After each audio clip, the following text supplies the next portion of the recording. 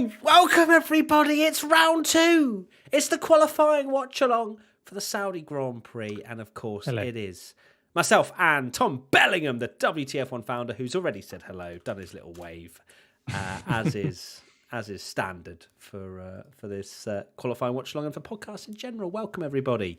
We are about to get underway, which we didn't know whether this was going to happen or not, Tommy, but the decision has been made. Yes, what a crazy, to say the least, weekend.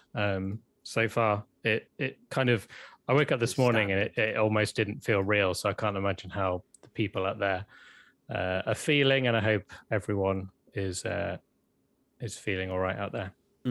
Absolutely. We have to go with the decisions they've made, and it's supposedly the safest one, and unanimously all the drivers are competing, which was something that we didn't know, especially when myself and Katie were speaking yesterday. We didn't know if some drivers would go against the decision, but there is none of that. So we've got all 20 drivers. I say all 20. Obviously, Sebastian Vettel is not competing this weekend due to COVID reasons. But apart from that, yeah, all the drivers will be qualifying when we get underway in just under 5 minutes' time. Yes. Someone said I'm on something for putting Ocon P5. Oh, I love these tweets. In the, I can't remember what it was. I think it was last race. I ended up with 3 out of 5, and everyone was like, "What's Tommy smoking?" Yeah, I saw that. Hamilton in P3 and Magnussen in P5, and ended up being right. It's literally just a prediction. We just have to, at the end of the day, it is a prediction, and if we could predict the top 5 every single time, I would be a millionaire because I'd be betting on it. Yeah, absolutely. It's not as easy as you think. It isn't. It's just a bit of fun. You're allowed to have your own predictions, and those predictions could mean any sort of reasons. Tommy was predicting a Leclerc-Verstappen crash. That didn't happen last time out in Bahrain for the race that was. No jinx from me this time. No jinx from you. So obviously in manifesting. In the quali predictions, both yourself and Katie have put Bottas in your top 5. You've even gone as far to say that Bottas is going to out-qualify Carlos Sainz, which would be quite the prediction. And you've actually gone for Perez P2 as well, so a Red Bull lockout is what you are manifesting. So you've gone against your usual trend of not putting Verstappen on pole. Yeah, but because it didn't work last time. It didn't work. Yeah, it didn't work last time, and it didn't work when I predicted him DNF, and he still DNF'd. I'm hoping for redemption on the lap, because everything we've seen in FP3 and qualifying, it's all signs are pointing to Max either absolutely smashes it and gets pole, or smashes it in the barrier. Yeah, exactly. A win it or bin it approach, definitely. It is really like it is a crazy track. One thing I will point out in the predictions, no one's even mentioning it, which just shows how insane 2022 is. I know what you're going to say. Who would have said after 2 races that none of us would put Mercedes in the top 5?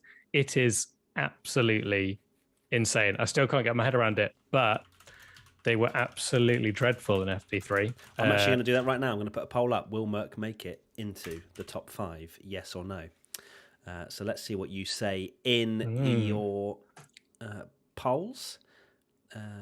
Actually, no. I'm going to save that. I'm going to save that one. What I'm going to do first, because we haven't started, which prediction set are you backing? Matt, Tommy, or Katie? So do your vote now as to who you are backing to get the most right for this particular qualifying session. And we'll do the Merc one probably after Q1. Yeah, unless they're out. I mean, I wouldn't say it's a guarantee that both of them are going to make it through to Q3, to be honest with you. No, I mean, they both were out. They were 11th and 14th. And then I don't know if I'm buying this theory that it's not the engine, because this is very much a power track. And they were, excluding Hamilton, who was 11th, Russell was 14th, and then 15th, 16th, 17th, 18th, 19th, and 20th were the customer teams. So, yeah. Yeah. Katie. Going to be an interesting one. Katie's got 56% of the vote. Make that 54 now. I've got 26 and you've got 20, Tommy. So there's a lot of... you know how I was selling a lot of Ferrari Hype Train tickets? Well, it appears everyone's on it. They are vibing with it. In fact, how long till the Ferrari Hype Train continues? Less than a minute. I will actually be wearing some Ferrari Hype Train merch from tomorrow in Internet Special Reactions and for the foreseeable. So make sure you wait for that because we have just released it on the WTF1 shop. Some Ferrari Hype Train merch as well as some K-Mag, what was it? Return of the Mag. Return of the Mag, yeah. Is our T-shirt, and both of which... aged very well. We released it before the race as well. And yes, he has returned with... very well. Both Hasses at the end of the pit lane then. Maybe they are not indeed looking as strong, would you say? Not. I think K-Mag's been looking all right. I mean, he had some hydraulics issues at the start. Again, Mick Schumacher looks to be trailing his teammate, in my opinion. Not good, is it? Not good. And not just by a couple of tenths. There seems to be quite the margin between the two. So I'm just going to start the timer because I know everybody loves the timer. I'm going early on the savagery here, but I know a lot of people have said, "Oh, it's great for Haas that Magnussen's back, and Mick can learn a lot and stuff." I would go the other way and say that Magnussen could actually kill Mick's career here. He's come back. Mick had so much hype, and essentially all he had to do was beat Mazepin. Yeah. I would Magnussen's come back and we'll see. But I'd probably argue though that as long as Mick isn't a second and a half, 2 hours, 2 seconds back, he won't leave Formula One. Like, he is the son of Michael Schumacher. So I think in terms of, like a Van Dorn going up against Alonso, and that was it for his Formula One career pretty much in terms of having a main seat. I don't think we can go as far as that because Mick, fairly or unfairly, has the heritage and has this path set out for him, potentially to go to Ferrari at some point in the future. But I think that in itself isn't a given. No way, especially if Ferrari are near the front again and feel like they can challenge for wins. But Mick will be allowed that learning process that I think that some young drivers aren't able to have. They're not as savage, are they? No. The cutthroat nature of Formula One maybe is slightly nicer for someone like Mick Schumacher. But there is a lot of pressure on his shoulders because, he's holding and running the Schumacher name. So we will have to wait and see. But I'm not expecting, after the first race and how we've seen these practice sessions go down, for it to be particularly strong for Mick. There is Capello, isn't it? Fabio Capello, the old England manager. The old England manager, very strange. We can see the McLarens out there. They look bad again, don't they? They have not looked quick in the slightest through practice. Yes, I think I'd be amazed if... I would be surprised if Daniel Ricciardo got through. That's how bad it's getting now, isn't it? Let's see. But it can't not be the power unit if it's all their teams. Like, obviously, I think fundamentally, they've not all made a particularly great car. But then, look at what the Ferrari power unit teams are doing. Alpha and Haas have sort of, well, what they did in Bahrain was unbelievable. So it was indeed. It was also unbelievable for McLaren, but in the wrong direction. Never Norris seen purple a in team. the first couple of sectors. Lovely stuff. He has been displaced in that middle sector, though. Out on the soft tyres, it seems to be a running trend now with these different tyres and the Q2 rule being scrapped, that we just see soft tyre runs throughout qualifying. And Lando rounds the final corner. It was a 29.7 for Verstappen, I think it was, at the end of FP3. And it's a 30.568 for Lando. Doesn't even go fastest. So there's someone else out there, Magnussen, K-Mag, who has gone faster. The Steiner ship. The Steiner ship is still sailing at the moment. Actually, I say about the soft tyres, Russell and Hamilton are out on mediums. That is interesting. Saving tyres for the race. You'd imagine they are trying to save at least a run on the soft tyres. Yeah, of course, anyone that doesn't know, Hamilton out of shape.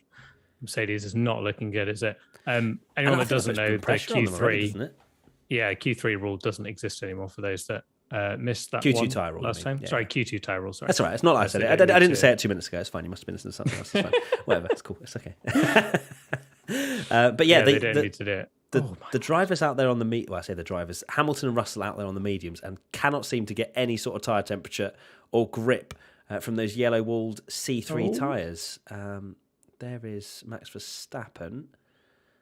He is backed out of anything that he was holding each other up. No, just letting the Haas of Mick Schumacher out. I think that was Mick Schumacher through.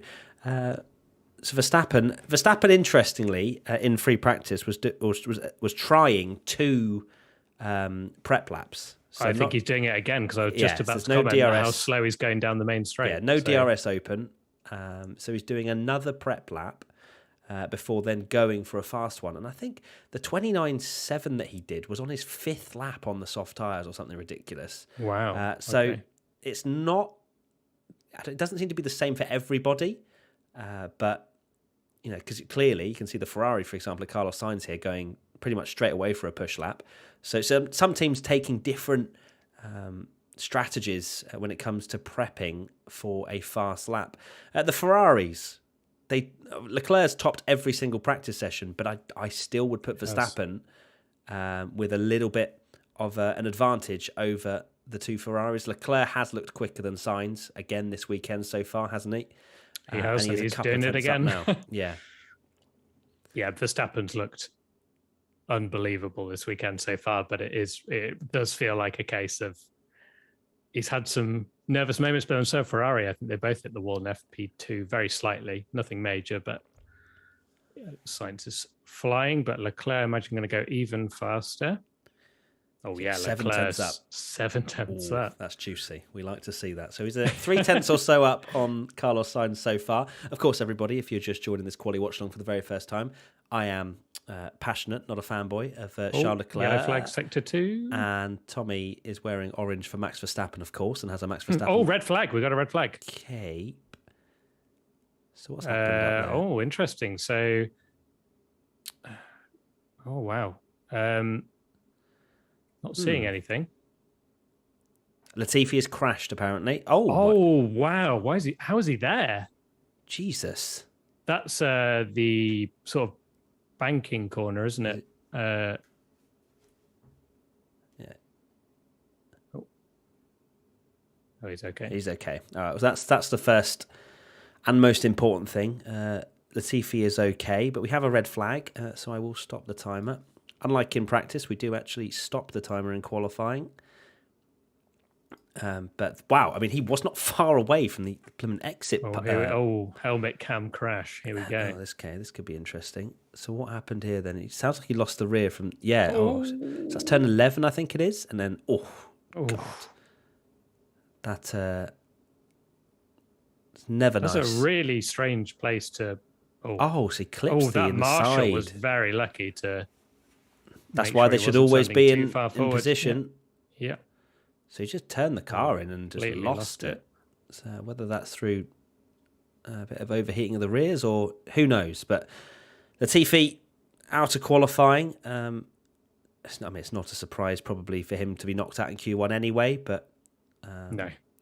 It's a shame, really, because I would have liked to have seen how Albon stacked up against Latifi again. Was it just a one-off for Alex to get that Williams into Q2 and beat Latifi so comprehensively? But we're not going to find out as Nicholas Latifi when we first is out. Saw that car there, it's a proper weird one, isn't it? It's like how has the car got to that point?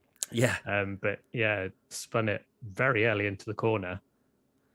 Yeah, it's going to be definitely a bit of suspension damage on that as Latifi just takes a look at his Williams.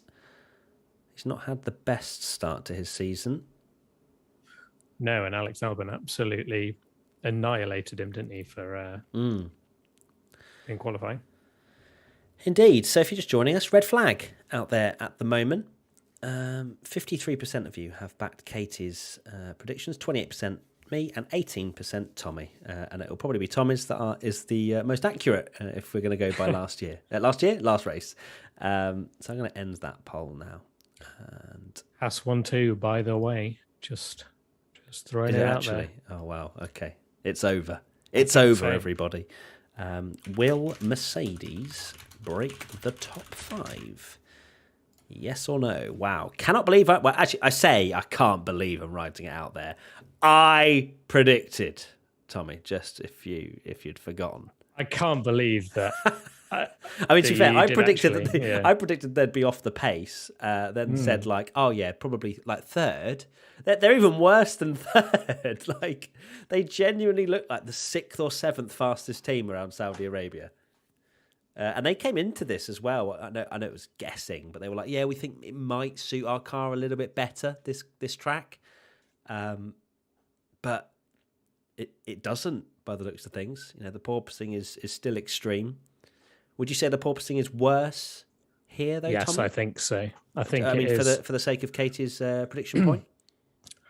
I hate to say it, but yeah, I think she has called that one because it is definitely, especially for Mercedes. I mean, Mercedes is struggling big time with it. Yeah. Oh, what are we hearing from Hamilton? Oh. What's Hamilton saying? Because I'm muted for the sake of demonetized. Okay, so Hamilton was asking how his sectors were, and he was given the information that he was 7/10 slower than Russell in the first sector, and he was like 7/10, and yeah, he was given the information that yes, because George Russell set a purple first sector. So Hamilton seemed a little bit dumbfounded to be 7/10 off Russell in the first sector. So cue all the Mr. Saturday Max fans on Twitter. I'm sure they'll be jumping on that piece of information. But we still have a red flag out there at the moment as they sort out the Nicholas Latifi's car, who has crashed into the wall. Did you? I actually I missed quite a lot actually of the Formula 2 race because I actually decided to go outside, which is a rarity for me. It seemed like it was absolute chaos. Yes, so I only caught the end, but what I did miss apparently was that there was a tractor on the track and they didn't red flag it or anything, and they were going past it, which is worrying. But then when they did the safety car restart, 2 cars crashed, and they were just there on the track for absolutely ages, and they were blocking the pit lane because they'd crashed just before the car was about to go. It's the classic, like, some people decided to go, some people didn't, kind of like the Mugello crash, if you like. Yeah. And some people didn't, so they were there blocking the track, and they told Hauger, who was leading, the race director was like, drive through the pit lane because there's a crash on the main straight. So it was like, drive through the pit lane. And they're like, we're driving through the pit lane, yeah, because they're blocking the pit lane. And they're like, yeah, drive through the pit lane. And then literally as he came around the final corner, the boards changed right at the last second to say the pit lane was closed, but he obviously was just following what he'd been told, went through the pits, and 1, lost the lead of the race, and 2, they gave him a 10-second stop-go penalty for coming to the pits when it was closed. So that is just absolute chaos. So that was the fault of the FIA, would you say? I mean, it's one of the it's a difficult one because you could almost say it's not too dissimilar to the Qatar incident with Max, where light panels are saying something different, and I guess that to what's being said at race control and things like that. So I guess based on what happened with Max, it's just a case of whatever happens, you trust the light panel, and you should apparently react in 0.1 of a second of seeing it. So I can totally understand why I missed it and didn't see it. Especially when you get confirmation several times. From the team were absolutely fuming, and they've actually protested the result, which I don't know what that's going to do. Oh, God, another protest. Someone said update the timer. I will once we get green light at the end of the pit lane, which we will very shortly, so don't worry. I will start the timer again. Relax! Everyone's like, timer! God, you know, I know. I watched the timer more than I watched the actual footage, and we now have green light. So I will update the timer for you, everybody. So, gosh. Hopefully we don't get too many more red flags because it's quite irritating to keep doing the timer. Right, here we go. 11 minutes. I think we had a lot of them in... Wait, what? In F2 and the practice sessions, didn't we? Yeah, we did. This is just a red flag track, isn't it? Why is it doing 3:57? What is going on? Stop being an idiot. I was like, yeah, I can do the timer. Yeah, that's fine. That's just not it, though, is it? There we go. How long we got? 8 seconds so I can start the timer. Okay, we're all good. So we've got half the drivers that have set a lap time. Half the drivers have not, pretty much. So there you go. I've set the timer now. You can all stop complaining. Oh no, I've messed it up. Here we go. Right, there we go. How about now? This is what there we go. Lovely. We love a bit of technical difficulties, but it's fine. The timer is now going. In fact, I could probably crop it so it doesn't look so bad because we don't need to see the hours. There we go. Lovely.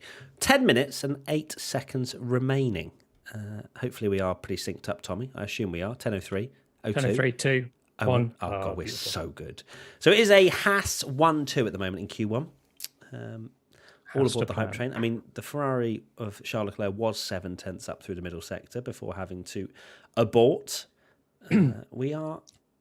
One thing we've not actually seen, obviously, we've both gone different on our, not us two, but predictions. It seems to, I think a lot of people are probably thinking it's between Charles and Max again. Not really seen them two actually go head to head because every time it's kind of happened, someone's had a problem. Max had a massive moment, pretty terrifying actually, during his FP3 run when he was up, and then Leclerc wasn't there in other sessions. So here we go. Max is riding on board. I'm guessing Max has just gone. It's crazy, isn't it? Ridiculous. It's just crazy. How's he through the first sector? He is just over 3 tenths up. So not 369 up on Magnussen through the first sector. Purple. Interestingly, not as far up as Leclerc was then on his lap. I think the Ferraris are very quick through sector 1. That's what I noticed in free practice anyway. And then they lost a little bit of time in the middle. So let's see how far Verstappen is up in the middle sector. As we said, Leclerc was 3/4 of a second up. Verstappen, 3/4 of a second up. So very comparable to what Charles Leclerc did up until there. Oh, wow. Leclerc over half a second up in the first sector alone. They are very quick. Oh, my. Sainz 7 tenths up in the first sector. Sainz has nailed it there. Wow. Bottas goes fastest. What a hero. But that was ahead of Max. And Stroll goes second. Okay, Aston Martin. Verstappen over the line with a 29.330 to go fastest. Is Leclerc going to be up or down on Max Verstappen? He is up by 3 tenths of a second, Tommy. Good evening. Ferrari hype train back. Chewing. Sainz is over 4 tenths up through the middle sector of Max Verstappen. My turn. This is meant to be. I genuinely thought Verstappen... I mean, look, it's only Q1 at the moment. Verstappen might have been on scrub tyres or who knows. Perez only does a 30.1 miles ahead. But Leclerc driving to the line now. Does he go fastest? He does indeed. Does. 3 tenths. Just now is Sainz going to... Yeah, Sainz looking very, very quick indeed. He does. A 28.8. Sainz. That is saucy from Sainz. I have underrated Sainz today. What about Hamilton? What does Hamilton manage on the soft tyres? 12. Oh, my word. 12. Russell goes fourth. Good evening. Really struggling, isn't he? Yeah. Wow. Did not see this coming. So, wow. Sonoda's not set a time yet. I heard a bit of team radio. I think he had to box. So Sonoda might be having some problems, Tommy. Hate to break it to you, my friend. That AlphaTauri is not having a good time with reliability. No. He had problems in FP2. Gasly had a problem in FP3. Obviously, broke down during the race as well. Yeah, it's not. It wasn't even that quick in Bahrain, was it? The AlphaTauri. Lewis Hamilton, 13th. What is going on? And 8/10 slower currently than George Russell. Okay, so Yuki has got a problem with the fuel on the car, so that could be a problem for Yuki Tsunoda. Just a bit. Which might well save, if someone like Hamilton is struggling in Q1, a potential driver to go quicker. Lando Norris, 14th at the moment. Danny Rick. We're really talking about Hamilton. I know. That's mad, isn't it? That's mad. Lando's 14th. Danny Rick, 16th at the moment.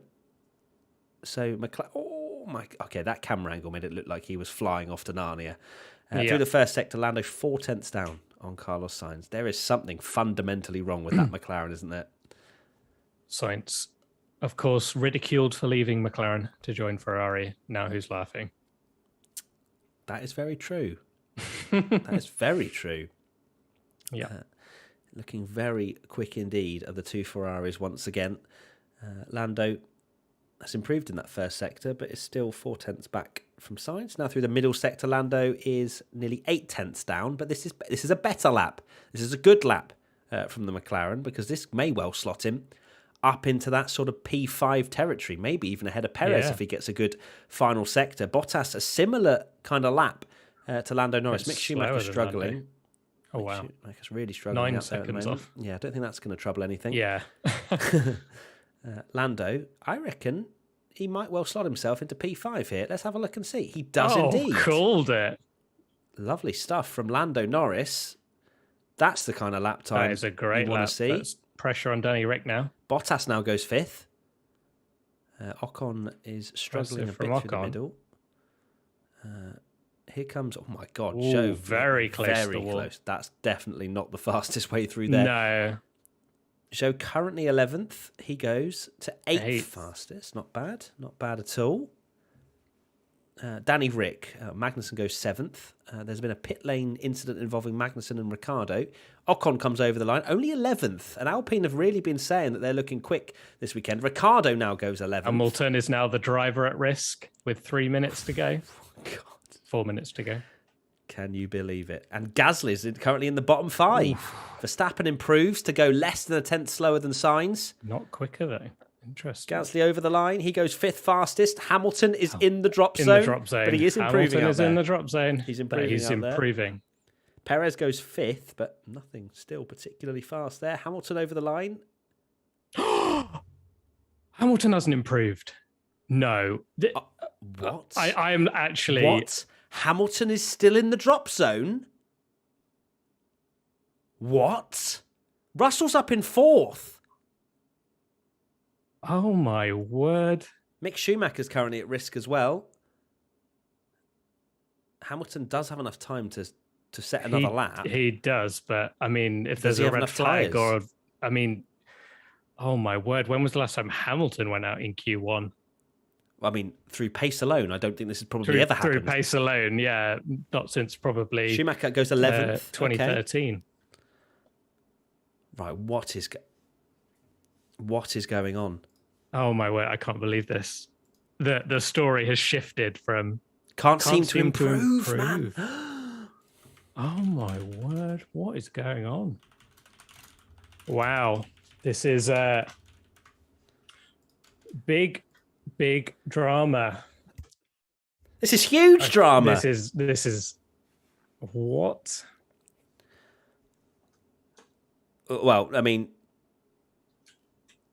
can his tyres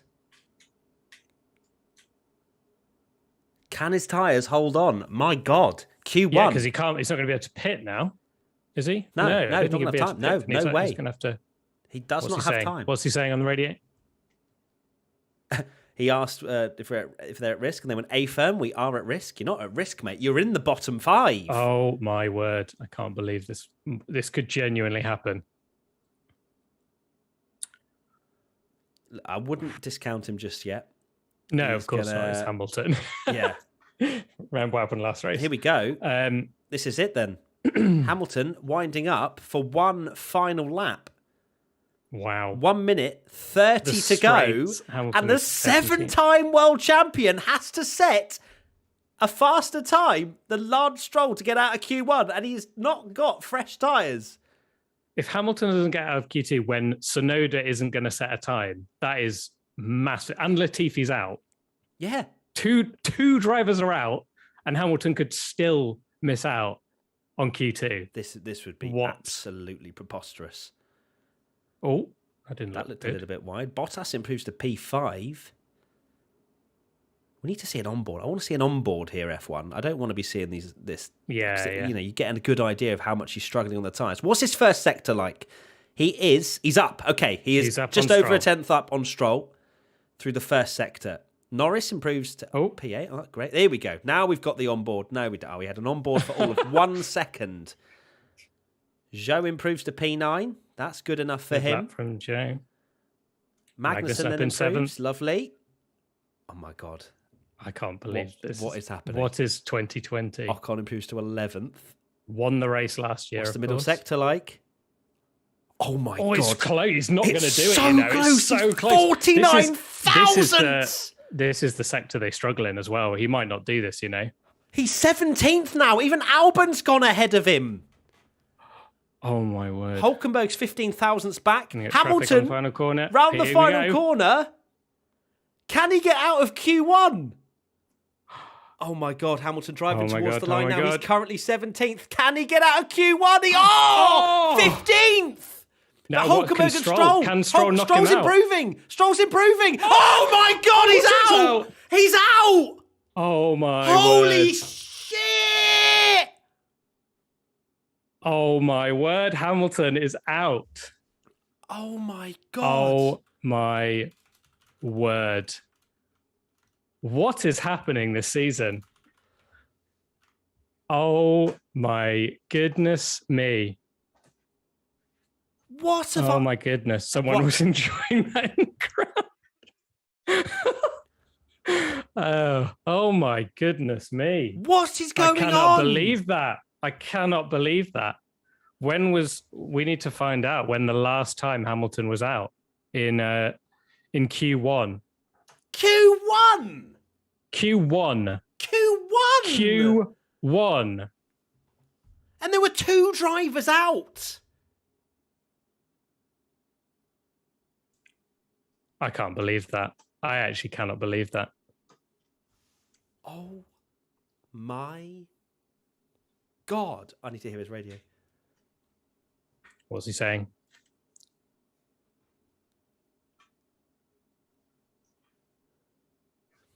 It just said it's so sorry, guys. And Hamilton. George Russell's 4th as well. Yeah. That's... Oh my goodness me. Holy cow.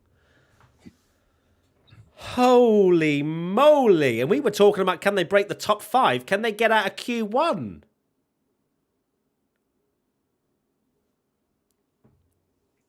I can't believe that. I actually cannot believe that just happened. I thought there was a chance they might not make Q2, and I would have been shocked by it. He is out in Q1, and Russell's 4th. I'm speechless. I'm actually speechless. K-Mag could get pole, and that is more surprising. Q1. Oh my word. I am absolutely baffled. I can't believe that. My mum's just messaged me saying, OMG. Hi, Mum. That's when you know it's kicked off. Yes. Your mum sends an OMG. It is absolutely popping off. That is wow. I am. I don't even know what to say. That is actually unbelievable. Can't believe it. I didn't even do the rundown of who was out, but it was Hamilton, Tsunoda because he couldn't get out, Latifi hit the wall, Albon was out, and Nico Hulkenberg. So they are the bottom 5. Hamilton will start the race from 16th on the grid. Oh my goodness me. I can't. I I'm genuinely am flabbergasted. still. I still can't believe that just happened. It's all well and good if Hamilton had made a mistake and crashed like Latifi did. Like, okay, he's not going to make it out of Q1. But he did enough laps. Like, he had another lap. And it still wasn't good enough. I can't believe that. Let's go back a second to when they went out on mediums. Did I not say that that was an unnecessary bit of pressure that they've just put on themselves by having that one less attempt? I know that obviously, the Q1 is whatever, but clearly Hamilton was struggling, and then they had the red flag. They didn't have a banker in there. I know that Russell was a bit quicker, but still the mediums wasn't, massively quick. Why are they taking those risks? Jesus. Wow. I think we're going to have two cuts to put on social, because I think we're going to have to do a reaction, live reaction to that, because that was insane. I can't believe that just happened. Yeah. Unbelievable. I don't ever swear on these watch-alongs, but I swore. Oh my goodness me. This is unbelievable. Oh yeah, every single person that got dropped out as well was a Mercedes engine. Sorry, carry on. I've said so many times, and I'm happy to be proven wrong. I was so pessimistic about these new rules, and I didn't think there was any way that we'd see a shift of an order. And are you saying the first race? Let's hear it. I want to hear it. I was wrong. I was wrong.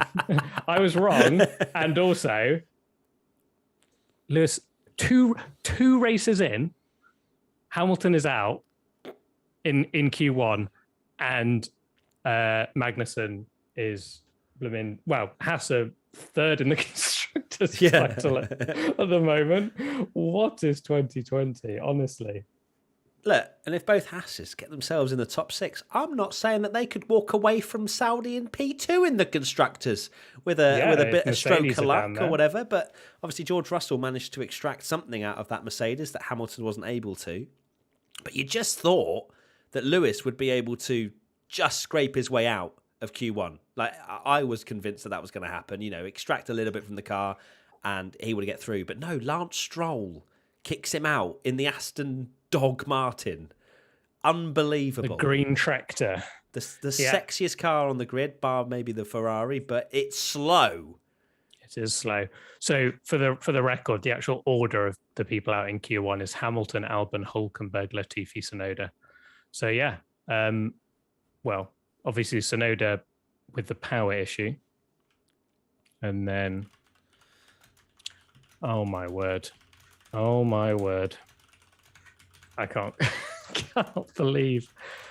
cannot believe that just happened.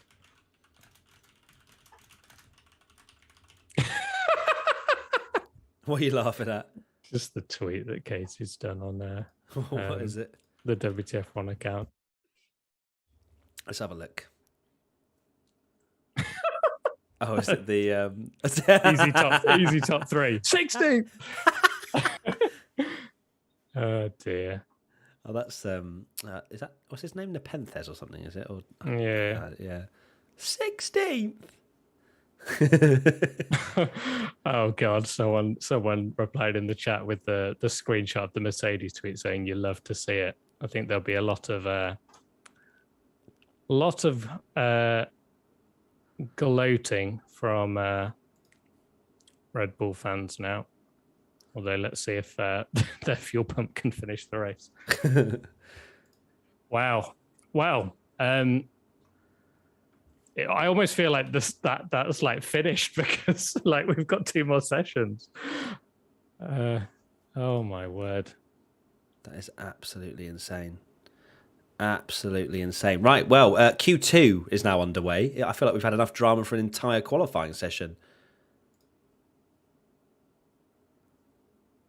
Madness. So, I'll start the timer again, shall we? That is baffling. Absolutely baffling. I'll wait for the timer to pop up first on the screen. Battery Voltas on Twitter. Yeah. I've never actually noticed this, but his location on his Twitter profile is behind Lewis, and he just tweeted, "I need to change my profile location." Yeah, Bottas out-qualifies Lewis Hamilton. Oh my days. Confirmed, and we're only in to Q2. Oh, come on, F1, give us some graphics. Give us that little timer, please. We need to see the timer so I can turn on the timer for everybody else, okay? Wow. What else? What more drama are we going to get in qualifying today? Still waiting for a countdown.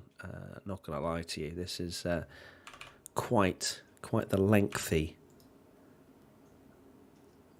They're just not showing us, so I will have to wait for that whilst we have the two Hasses about to wind up for a lap. Can they both make it through to Q3? Can Mick Schumacher especially get him that Haas into Q3? You'd have to think there's a good chance, and they are showing us the timing now, but still no timer. Chat are going to be absolutely raging with that. Magnussen, all kinds of out of shape through the first couple of corners, it has to be said. Where is Mick Schumacher's sector times, please? Are we just going to show Magnussen? Can we... What's going on here? What's going on? You know? Like, we've seen both Hasses wind up. We need to see both of the timings. There we go. We've got the timer now, finally. And a 33.1 for Magnussen through the first sector. It's had a big boost in viewers. I wonder if people have tuned in to get our reactions to Lewis Hamilton out in Q1. That is quite something. Right, I can start the timer now. Lovely. Right, timer is a go-go. And we have 12 minutes and 9 seconds remaining in Q2. Magnussen pushing on. Not purple, though. We don't actually have a leaderboard as to who is out on track at the moment, which I still feel like they've got some gremlins in this timing graph. Ocon has messed up his lap so far. Ricardo, in all the shock, I forgot Hamilton. I forgot Ricardo made it through. Got through. Yeah. Yeah, you were like, Ricardo will be the one to get knocked out in Q1. Yeah. Hamilton, 30.2 for Magnussen, goes second. We don't know who's first. Leclerc has gone purple in the first and second sectors. Oh, here we go. I don't... Yes, yeah, I thought the timers might fix themselves after, I'll give it the first race. A few teething problems, but... Oh, Leclerc 28.8. Lovely. That matches what Carlos Sainz did in Q1. So the track should be winding up a little bit more at this point. Has Leclerc done that on a scrubbed set? Potentially. Lando goes second with a 29.8. Here is George Russell over the line. He goes second on the medium tyre. A 29.6 for George Russell. Not bad. Not bad at all. Russell's doing pretty well, isn't he? I don't know why he's out there on the mediums. Maybe he's just got slightly better balance with those medium tyres. Who knows? But George Russell, of course, no Q2 tyre rule for those wondering. So it doesn't matter.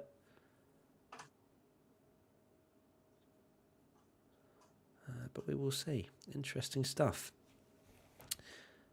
George Russell doing a decent job considering how there are clearly a lot of struggles with that Mercedes. Perez goes second with a 28.9. 400ths off Charles Leclerc. So Perez very much getting himself in the mix with the Ferraris, it has to be said. Carlos Sainz, 6.1 seconds up on Fernando Alonso through the first sector. Verstappen has gone for another one of those prep laps as he sets a 2-minute lap time. Sainz actually does as well because he's 30.7 seconds off. So both Sainz and Verstappen went for an extra prep lap. Carlos Sainz coming through the middle sector now. Where's he going to stack up compared? Well, it's going to be compared to Fernando Alonso, which is slightly irritating. No, it's changed now. He's just under 0.2 down on Leclerc. We still yet to see Stroll, Bottas and Zhou.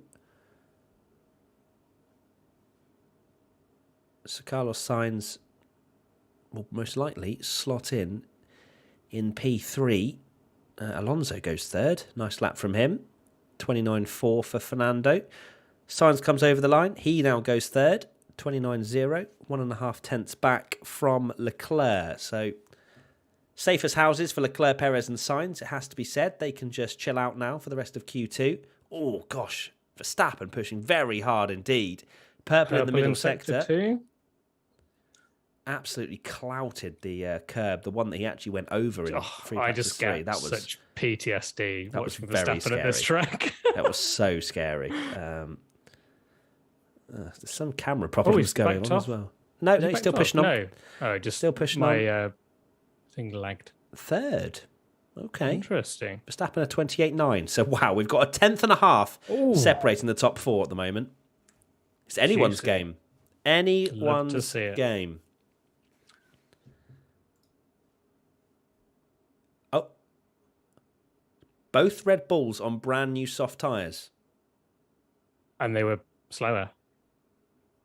There's a replay of Verstappen. Choo-choo. Choo-choo indeed.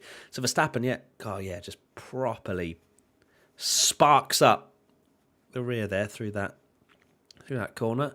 Esteban Ocon pushing on. Has he got a car going slowly in front of him? Yes, he does. Oh, that's a penalty. That is a stonewall penalty, unfortunately, for Danny Rick, I think. Oh, dear. Yeah, Danny Rick's just literally meandering on the racing line. That's going to be a penalty, I think, for Danny Rick fans. I'm sorry. Russell's still sitting quite pretty in P6 on those medium tyres. That is a very good lap from George Russell, it has to be said. That is a very good lap indeed. Zhou is pushing on 8 tenths back on Leclerc through the middle. Not sure how Bottas is doing. I don't think I quite saw. Yeah, Ocon and Ricciardo will be investigated after this session. I can't see that being anything other than a penalty, to be honest with you. Bottas over the line, goes P6. 29.5 for Valtteri Bottas. Decent lap, eh? Decent. Zhou in the 11th. Bottas must be just the smuggest man in the world right now. I can't believe it, honestly. If you'd have said that, I mean, the Alfa Romeo does, well, certainly Hamilton's Mercedes looks the better car. So, yeah, that's quite something, isn't it? Yeah. What a story. So right now it's Zhou, Ricciardo, Magnussen, Stroll, Ocon out at the moment. Got 6 minutes and 9 seconds to go. Magnussen probably the big talking point in that bottom 5 at the moment. He's on an out lap. Mick Schumacher currently sitting in 9th. What's happened to Pierre Gasly now? Oh, he's got a bit of floor damage by the looks of things there. Are AlphaTauri ever going to not have problems? Oh, yeah, look at that. It's scraping along the ground. So maybe he's yeah, and there you go. Good old bit of gaffer tape. That'll sort it out. Here is Mick Schumacher. Got his DRS wide open. Going to go for another flying lap. Can he improve? He's currently a second back on Leclerc. And those are 2 very slow Ferraris going out there once again. Not sure the reasoning for that, because they're both safely through.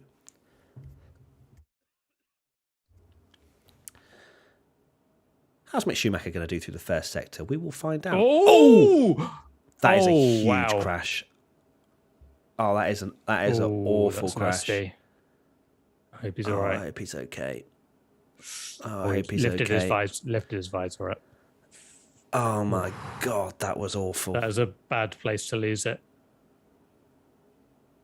Oh, I hope Mick's okay after that. That was nasty. Yeesh.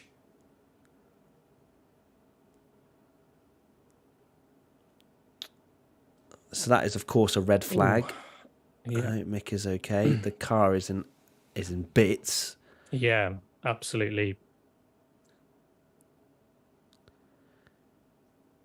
destroyed. That would have been such a big G incident. Oh my days! One of the fastest parts of the track, straight into the barriers. So if you're not watching, Mick's just had a big crash.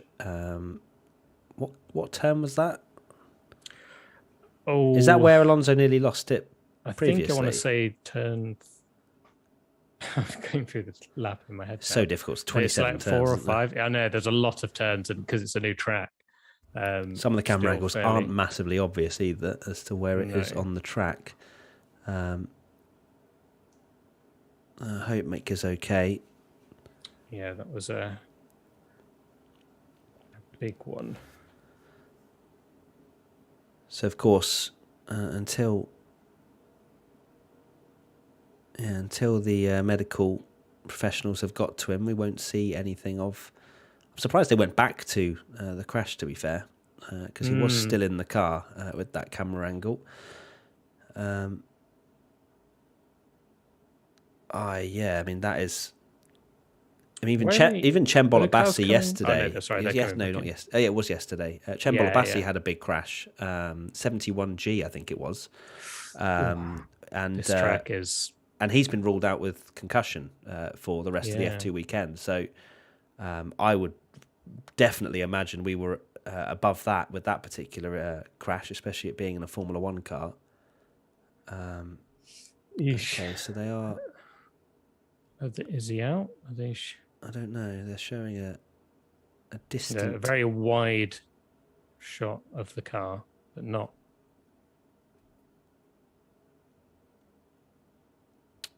Nope, so they're not showing a huge amount now. So we wait to see. Well, hopefully Mick is okay. Of course, there's huge amounts of safety on the cars this year.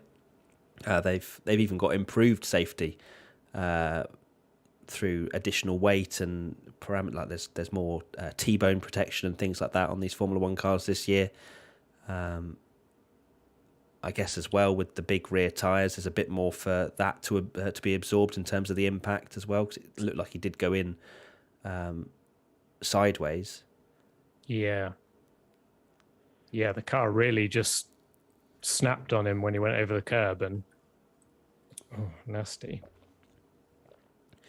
Yeah, it was. It really was, and hopefully he'll be okay. If he can race tomorrow, that's going to knock his confidence for 6. But the first and most important thing is that he's okay. But we're not seeing anything at the moment from... No word yet. Haas tweeted, big crash for Mick. He was really pushing but lost the car at turn 12. The medical car is currently with him. So no word from Haas yet. Obviously, we'll let you know as soon as we hear.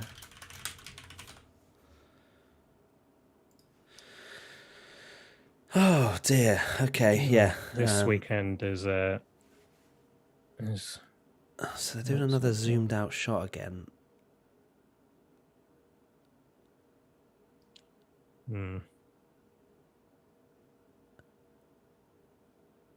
So Mick's still in the car, apparently, according to what Crofty just said. Being told that he is talking to the doctors, is what Crofty has just said. Okay. I suppose, they're not going to move him quickly. If he's got any broken bones or whatever, exactly. They're going to have to extract him out of the car slowly and safely. So the fact that he's talking is obviously a great sign. All this information coming straight from Crofty.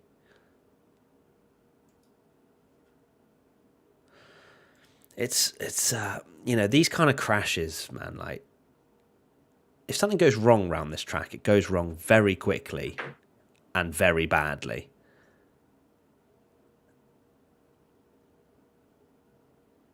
It's kind of seen as the fastest street track, in Formula One and all this good stuff. But, like, some of the corners, they're going into a very hard wall very quickly. They don't have the luxury of going into a tyre wall or having a bit of gravel trap to take off the speed. It just goes straight in. Yeah, it's straight in. There's no runoff at that bit. And the way it sort of speared right across the track straight into that inside wall. Yeah, so it doesn't seem to be that same corner where Alonso nearly lost it. Went onto the exit curb. I'm sure once we see Mick being okay, we will be able to watch a replay of what happened. Unsurprisingly, I think a lot of fans are a bit done with this track, to be honest. Yeah, it wasn't even long ago that we raced here last time, so it's not like we've had a whole year to kind of, get over what happened last time in terms of big crashes. And, they have changed elements of the circuit for this year, but it's not by much. They've widened certain parts of the corners to allow for a more open line into, like they may have widened Sky, the corner why are you by posting videos of the crash before it's even... Oh, really? Yeah, that's a bad take from Sky Sports F1. Yeah, we're still waiting, so I'm not sure why they've done that. But they have widened certain parts of the track by 1.5 to 2 meters to allow for maybe slightly better vision. But, this is still very much a very quick street circuit. And if anything, having wider entries into corners. House have just tweeted, we've heard that Mick is conscious out of the car and is currently on his way to the medical centre. So, okay, good news. Good. To a point, obviously. Yeah, that's good to hear. That's very good news.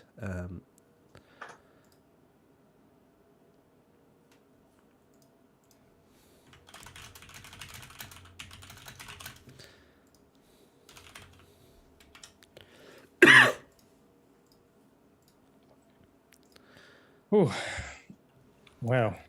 Okay, so that's obviously good news from Haas. Of course, he'll have all the necessary checkups now at the medical centre to make sure that, concussion, etc., broken bones, whatever, because, once you have these kind of crashes, it may not dawn on the driver straight away that something is wrong. There's a lot of adrenaline pumping through the body, so yeah, they have to go through all the necessary procedures to make sure they are fully okay, and then he will be deemed whether or not fit to race tomorrow.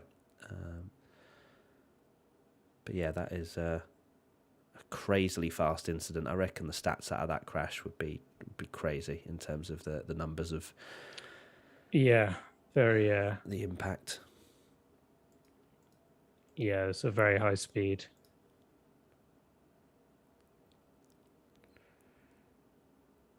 So we have 4 minutes 58 to go in Q2, for those wondering. And Mick had put himself into the top 10 at that particular moment. He's currently sat in 9th. So once we do get back underway, there will be an opportunity for everybody to improve. So it's quite evident now, definitely. I mean, I'm sure Haas were a good source of information, but the car you can see there completely. I mean, that angle's probably doing it a bit more justice than it actually is. The other side is absolutely destroyed. But I mean, the speed of which he went in and how the car is still relatively together, at least on one side, is kind of testament to the safety of these cars nowadays. Yeah, exactly. I mean, it's a horrible thought, but the amount of crashes we've had, even last year, I mean, so many people mentioned it, that the two sort of big crashes between Hamilton and Verstappen, both of them wouldn't have walked away for different reasons, not all that long ago. So yes, can never be said enough how important it is that Formula One prioritize safety, which they do for the most part. Oh Jesus, yeah. So Sky. I've just seen that video. Yeah, it auto played as soon as it. I just scrolled down and it was like, whoa. Yeah, it's. Yeah, to be fair, a lot of the comments were saying we didn't even know if they were okay at the point of which they posted that. Oh my God. I mean, the speed that he went in it's you almost don't I know this sounds really stupid, but Formula One cars, when you're just watching them doing their laps, they almost don't look quick in a way, unless you get like the camera angles that like flick past really quick, because obviously the camera's quite stabilized, it's zoomed out. Until you see a car actually lose control, it's almost like, oh wow, you kind of realize, holy crap, these, that is insane how quick they're going and how on the edge. I mean, this track is on the edge, isn't it? Yeah. I mean, that car is absolutely toast. I mean, it's in the whole back ends off it. Ooh. But thankfully, Mick is okay, and we can hear from Lewis Hamilton. Hamilton now. It looks like Hamilton's reacting to it in the media, Ben. Maybe.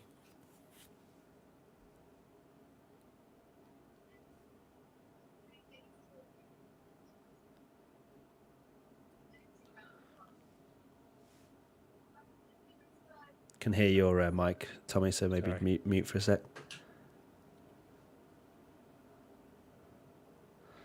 Just listening to what Lewis Hamilton's saying at the moment.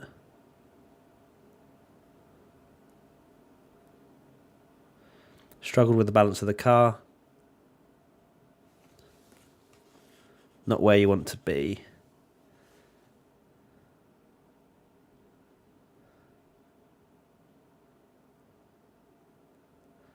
The last 24 hours, has it struggled? Has it changed his mindset at all? And he said no.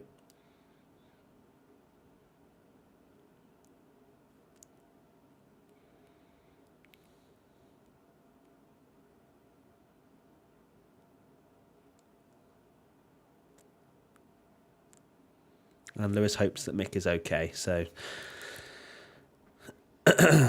yeah, right, cool. So thankfully, Mick, if you're just joining, has have said that Mick is conscious and talking.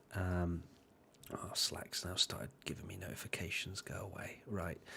So hopefully, he will get all of his checks and he'll be absolutely fine, and we'll be able to race tomorrow. But it's he's going to have to be A-OK and perfectly fine, which after seeing that crash, I'm not convinced he won't have concussion at the very least. So I wish Mick all the best. I really do hope that he is okay.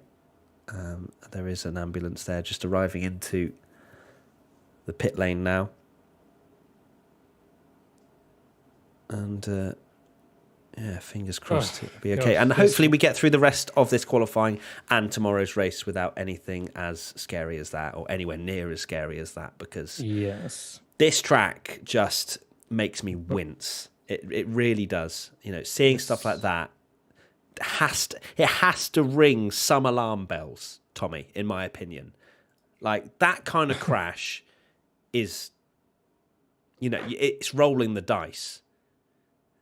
It's how you hit it in a lot of ways and how the energy is absorbed. I know these Formula One cars are incredibly safe, but, to see a car go into a wall like that so quickly it just doesn't sit right with me.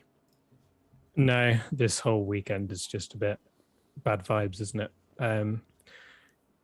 It's... I sometimes feel it a little bit with like Baku and the safety car restarts that like every time we finish a race at Baku, it's a very exciting track that it sort of feels quite fortunate, especially after a lot of the stuff that came out after Max's incident and how different it could have been if the car had sped to the left into that pit wall and stuff. Mm-hmm. This track is an even more extreme version of Baku, really, where you're always going extremely fast and there's always a wall there and not much runoff. So, it's going to be interesting to see where this track goes from here in many senses. Obviously, this crash, everything that happened yesterday. Yeesh. Indeed. So we'll keep an eye on what Haas say moving forward. After he's had his medical examination. and I'm not sure there's been a time of continuing just yet. 4 minute 58 to go, as I say, in Q2. We will get underway, for those wondering. They just need to make sure that, one, there's no debris, two, that the structural integrity of that part of the wall is absolutely fine as well. They have to, re-examine it and make sure that if there was another car to have the exact same incident, that they need the exact same end result of how the wall stands up and takes the impact. So that's another reason for this red flag, is to ensure that the track is absolutely in the same condition it was before the Mick Schumacher crash. Yeah, it needs to be. They can't just... Yeah, they need to obviously make sure that... Right. I'm surprised there's not a safer barrier, that part of the track, to be honest.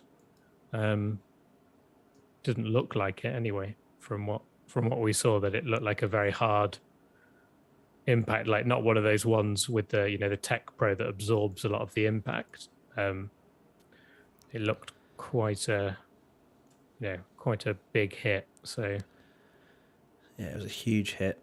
I also think that the halo did its job again by the looks of things. People are sending me screenshots of that rear tyre landing on top of his head, pretty much. So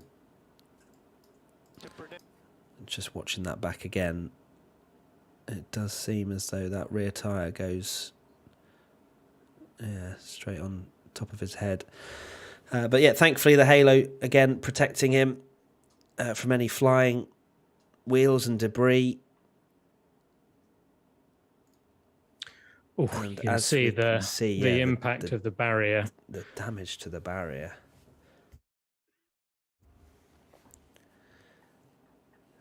So that is what I just mentioned in terms of they have to mount it, make sure that this wall is okay. Do they need to replace it?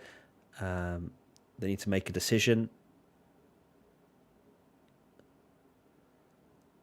What are they doing exactly? They seem to be doing... they might well be replacing that, which means that we may well have a red flag for a little while longer.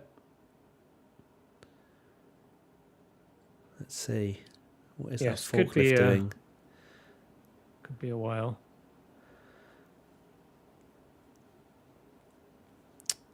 So if you're just joining us, there's a red flag after Mick Schumacher had a almighty crash. Thankfully, it seems that he is talking. He's at the medical centre. And we now await for the track to get back into the right condition for us to continue with qualifying. At the moment, the standings are Leclerc, Perez, Verstappen, Sainz, Alonso, Bottas, Russell, Norris, Schumacher and Gasly, your top 10. Then in the bottom 5, as it is Q2, we've got Zhou, Ricciardo, Magnussen, Stroll and Ocon. So big pressure once we get back underway for the likes of Magnussen, for Ocon, who would expect to get into Q3. Can't believe I'm saying that. That Haas would expect to get into Q3. Yeah. Ricciardo can't stand P12. Russell's had a very good session, hasn't he, so far? He's up there on the medium in 7th. Yeah, 7th on the mediums. That is a very good lap from George. If there is a bit more pace to be had with the softs, then potentially he could break into the top 5. That we have been questioning whether they can or not.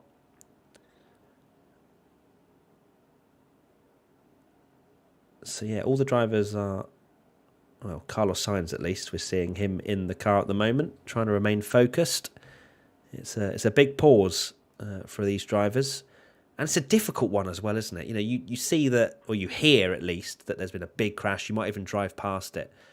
It's got to affect the mentality ever so slightly to see a car, in bits around a track where you're going to have to go and try and send these F1 machines absolutely full tilt. It takes some serious mental strength in order to put that to one side and go racing again.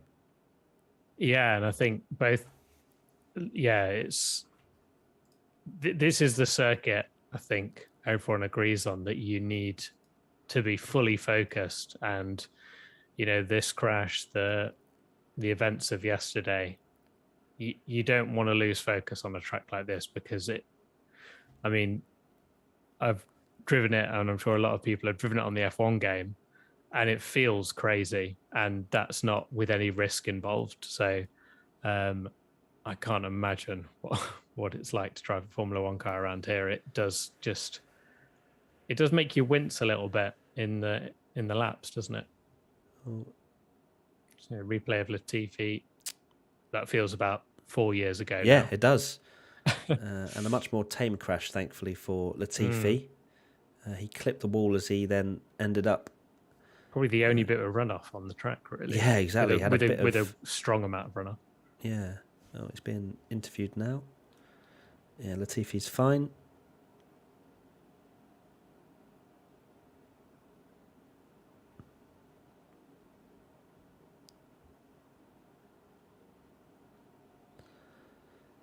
Could be a while from the look of Nicholas Latifi's fine. So they are sweeping the track as well. Because obviously they need to make sure there's no small bits of debris that could cause a puncture.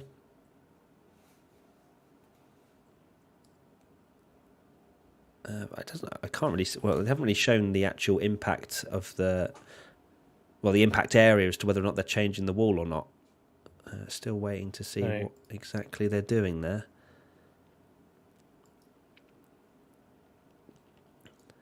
Yeah, really hard hit into the wall.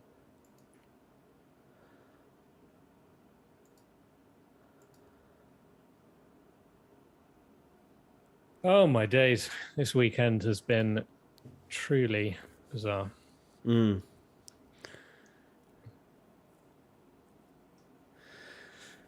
Verstappen doesn't even have his helmet on. He is just chilling with his engineers and Dr. Helmut Marko. I can't see this being a speedy restart from the way all the vehicles were on track.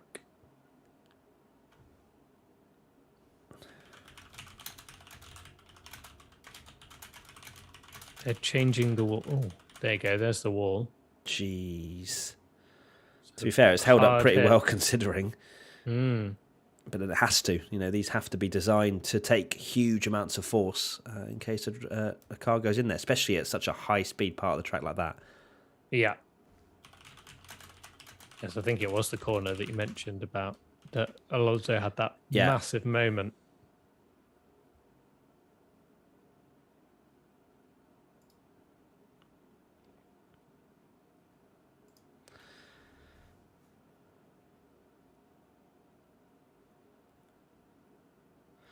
So we're going back to Crofty. No news on the resumption just yet.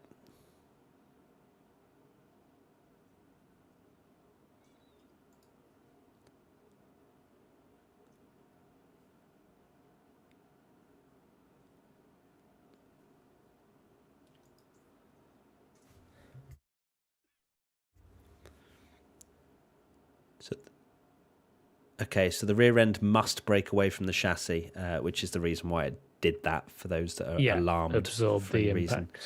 Obviously, a lot of learnings from the Grosjean incident in particular.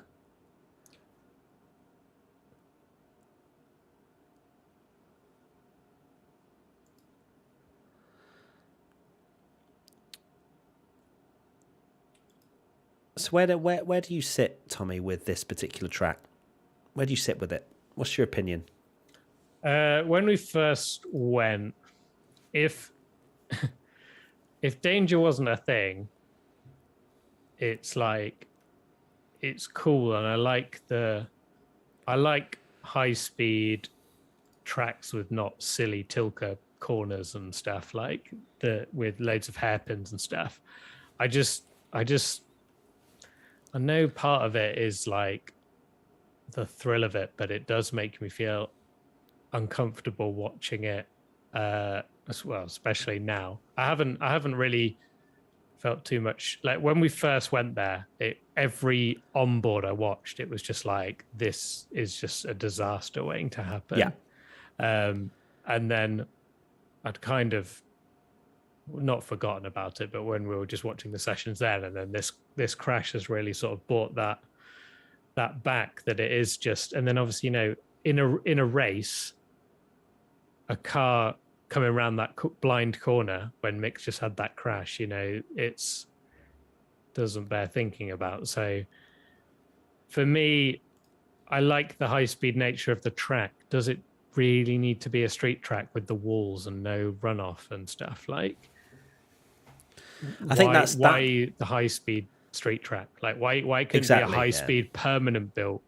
Yeah, and I track? suppose they go down that route because they want to have the tagline, don't they, of the fastest street track on the calendar. That's probably one reason. Where I sit is that it's unnecessarily dangerous, I think, and I think that probably fits in with what you've just said, Tommy, where it's like, why is it a street track? Why do we have to, like, what's the reason that we need to have walls so close? Like, do we actually need that? This is literally just purpose built. They could change anything and everything. It's not like they are, restricted to the city or whatever. Like, they could change whatever they want. They were given a blank piece of paper, weren't they? So yeah. The danger element, for more reasons than one that we found out in the last few days, it's just the race director's out, by the way, in inspecting this, so this could take a while. Carry on. Yeah, so they definitely need to inspect it and make sure that it's okay. But yeah, I think, and it seems to be a very popular opinion that it does. Formula One isn't safe. It will never be 100% safe. We can't wrap drivers in cotton wool, but at the same time, there can be parameters put in place, like how the track is designed, where it doesn't need to be. It's not like the walls necessarily create for much better action. Yes, okay, mistakes are punished, but mistakes can be punished with walls slightly further away as well, with gravel traps, with things that don't necessarily cause a car to disintegrate the moment it hits the wall. It is a shame, and we learnt this last year as well. Only 4 or 5 months ago, we learnt that this track wasn't probably safe enough. And what is it going to take? Like, that's the question we're all asking. It's like, what is it going to take for Formula One, for the Saudi organisers to actually change something? Yeah, or just If there was ever an immune race, it's having a missile attack and then going racing on a track that's probably not that safe anyway. And even last year, there was a lot of talk, wasn't there, about how that a lot of other tracks have their signed off inspection or something. I can't remember the exact time, but say it was like 2 months. I'm sure the Saudi one was like 2 weeks because they were really a race against time. I mean, we saw pictures at the end of last year where they're like, here's an update on the Saudi circuit. And this would have been when it was like 2 races time and it wasn't finished. And it seems like there are many millions of reasons why this track gets a free pass. Now, I've seen as well some people, I've seen some people as well bring up quite an irrelevant topic, which is Monaco, as an example as a slow track, a street track being dangerous. But yeah, the difference is the average speed between this and Monaco is not even comparable. And so the dangers lessen. We don't see, apart from maybe coming out the tunnel. Coming out the tunnel is the only place you could have sketchy big incidents, but there is also quite a bit of runoff there. Exactly. Everything else is kind of low to mid speed. So I don't see the Monaco argument personally. This track is the equivalent of basically lining Spa with walls. Yeah. It's a very good. It's not like Monaco. Monaco is a slow track. Yeah. This is Spa with walls basically, and we've seen some horrible things happen at Spa when that track has lots and lots of runoff and tire barriers and gravel traps, etc. And this doesn't have that. They have walls right next to it. So I've just looked up the average speed F1 drivers roughly go around, and it said 80 to 90 miles an hour as the average speed around Monaco. that's quite slow. If I was to do 90 mile an hour to kilometres an hour, for those not using mile an hour, Should it's we do a poll? 144 kilometres an hour. Do you want the circuit? Do you like the circuit, or do you want the circuit to stay on the calendar? Either or. Just to compare, so say it was about 140 kilometres an hour average speed around Monaco. The average speed around the Saudi track is 252 kilometres an hour. There you go. 252. And in miles an hour, if you're in the mile an hour, that's 156 miles an hour average speed around this track. I think I rest my case for those that think that Monaco is as dangerous as Saudi or anywhere near. It's not the same. Right. Do you like...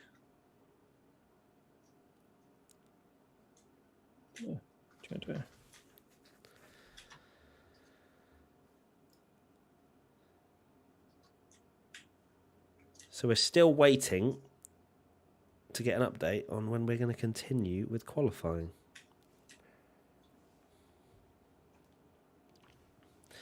I mean, the one small saving grace is Hamilton go chill out, because he's not in qualifying anymore after being knocked out in Q1. If you've just joined us, yes, Lewis Hamilton has been knocked out all night anyway from the meeting yesterday. Yeah.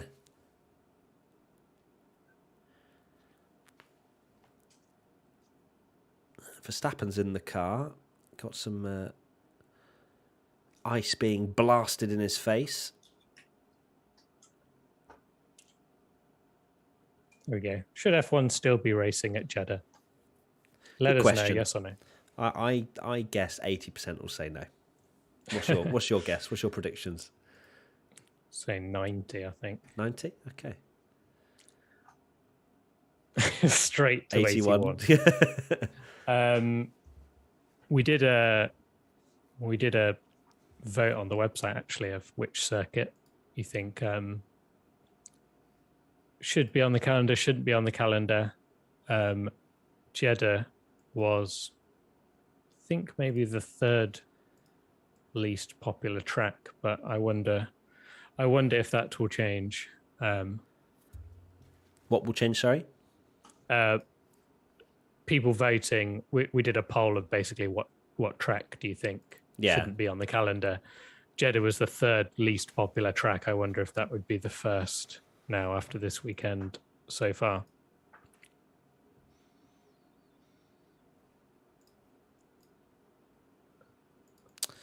The Twitter, please.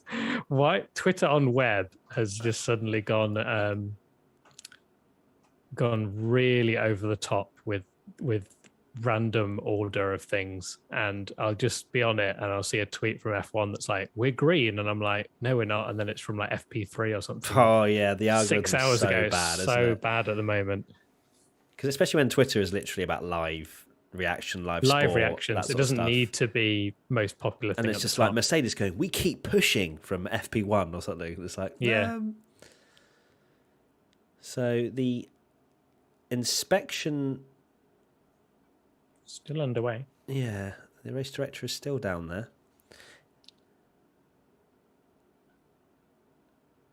And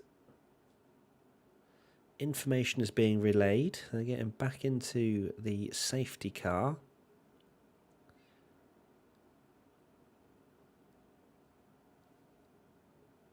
Mick is being taken to hospital for a scan as a precaution. Okay. That's what Crofty's just said. Apparently he's spoken to his mum, has Mick. And the FIA will update us as and when. So Gunther Steiner said that Mick is okay. He talked to his mum and has no visible injuries. Good. That is a relief. That is a big relief. Because when I saw that incident, oh man, that was chilling actually, how quickly he went into that wall. But really glad that he's okay. And as I said again, it's testament to Formula One safety these days. And hence why we've got such a delay, is because they're making sure that it is safe, or as safe as possible, to go out there again. Whether the track itself could maybe make things more safe, that's up for debate. My wife just messaged me on WhatsApp, said, maybe this was Lewis's plan all along, qualifies badly, drops the back on the first lap, retires, and then flies home ASAP. I mean, fair. I love how Gets I've out just of there. seen as well, one of the What's Happenings is out in Q1. That's trending as a as a phrase. We've now got more lorries out on track. What are they getting rid of the dust, I imagine, maybe? Because, of course, there would have been oil spillages and all sorts of stuff coming out of Mick's car after the crash.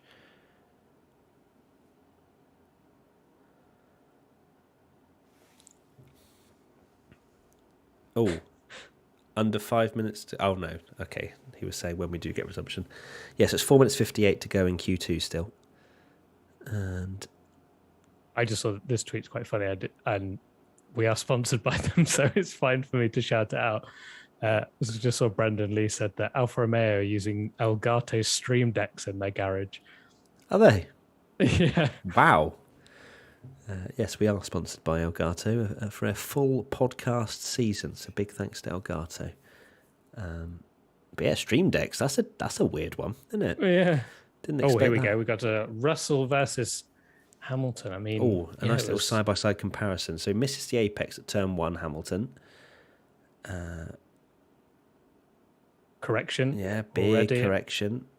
And then George... So George... he's already a long way behind after one corner. Yeah, George, 0.6 quicker than Hamilton on his lap. And he probably made a couple of tenths up by the first couple of corners. Hamilton's lap just looks slow. Yeah, again, there was a small correction from Hamilton. He's nowhere near, is he?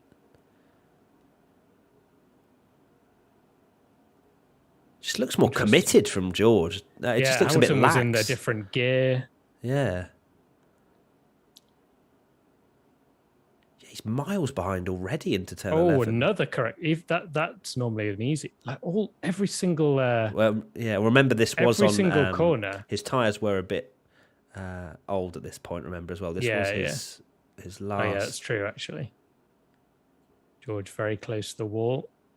Hamilton. Yeah, he's just understeering a bit there as well. Yeah. It's not sticking into the corners, is it? It just doesn't look very Lewis Hamilton-esque to me. Not that means very much, but I think you know what I mean. Committed and fast, and it just doesn't seem to be so far behind.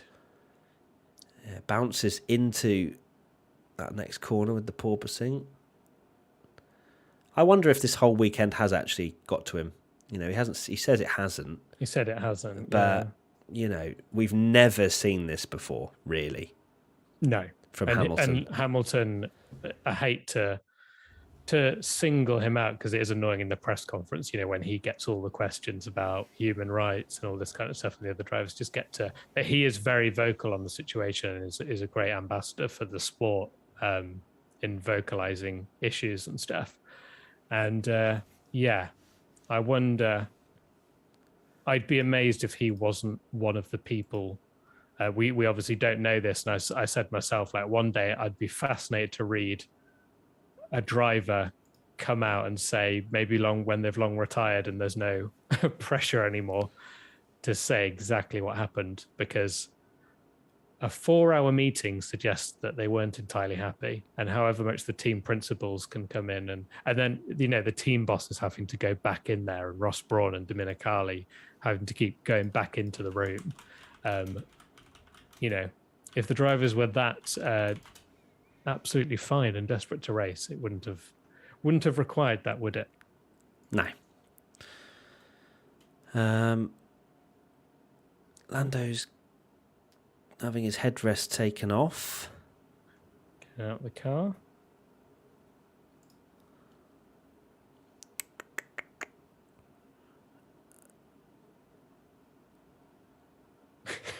with his new haircut that he said Gunther Steiner's being interviewed. Let's have a listen to what he says.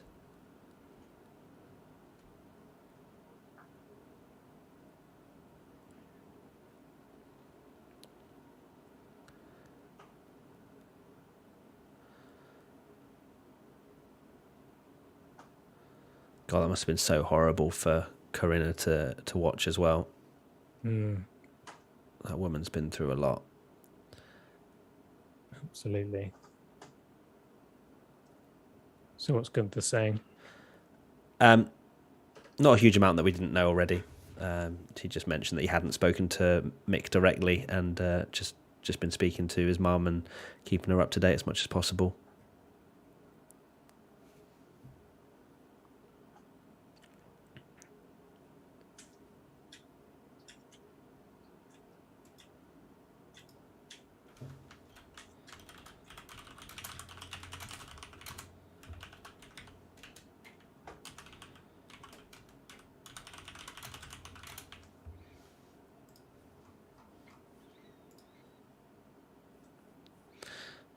So we still don't have a resumption time just yet, everybody.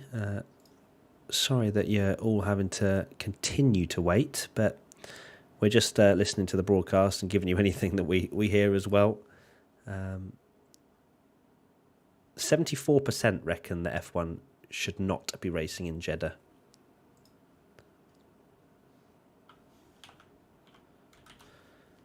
Interesting. So it went track as a joke. Is qualifying finished? No. For those that missed it, I guess if people are joining now, yeah, Mick's had a pretty nasty crash. He is conscious and has gone to the medical centre, was it, for checkups?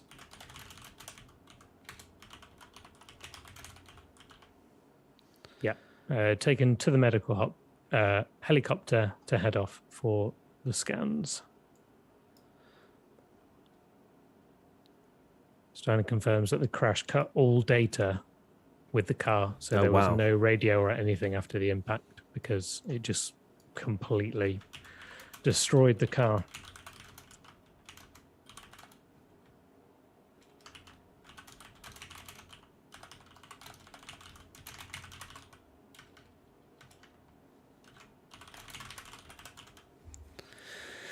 So, go on, Tommy.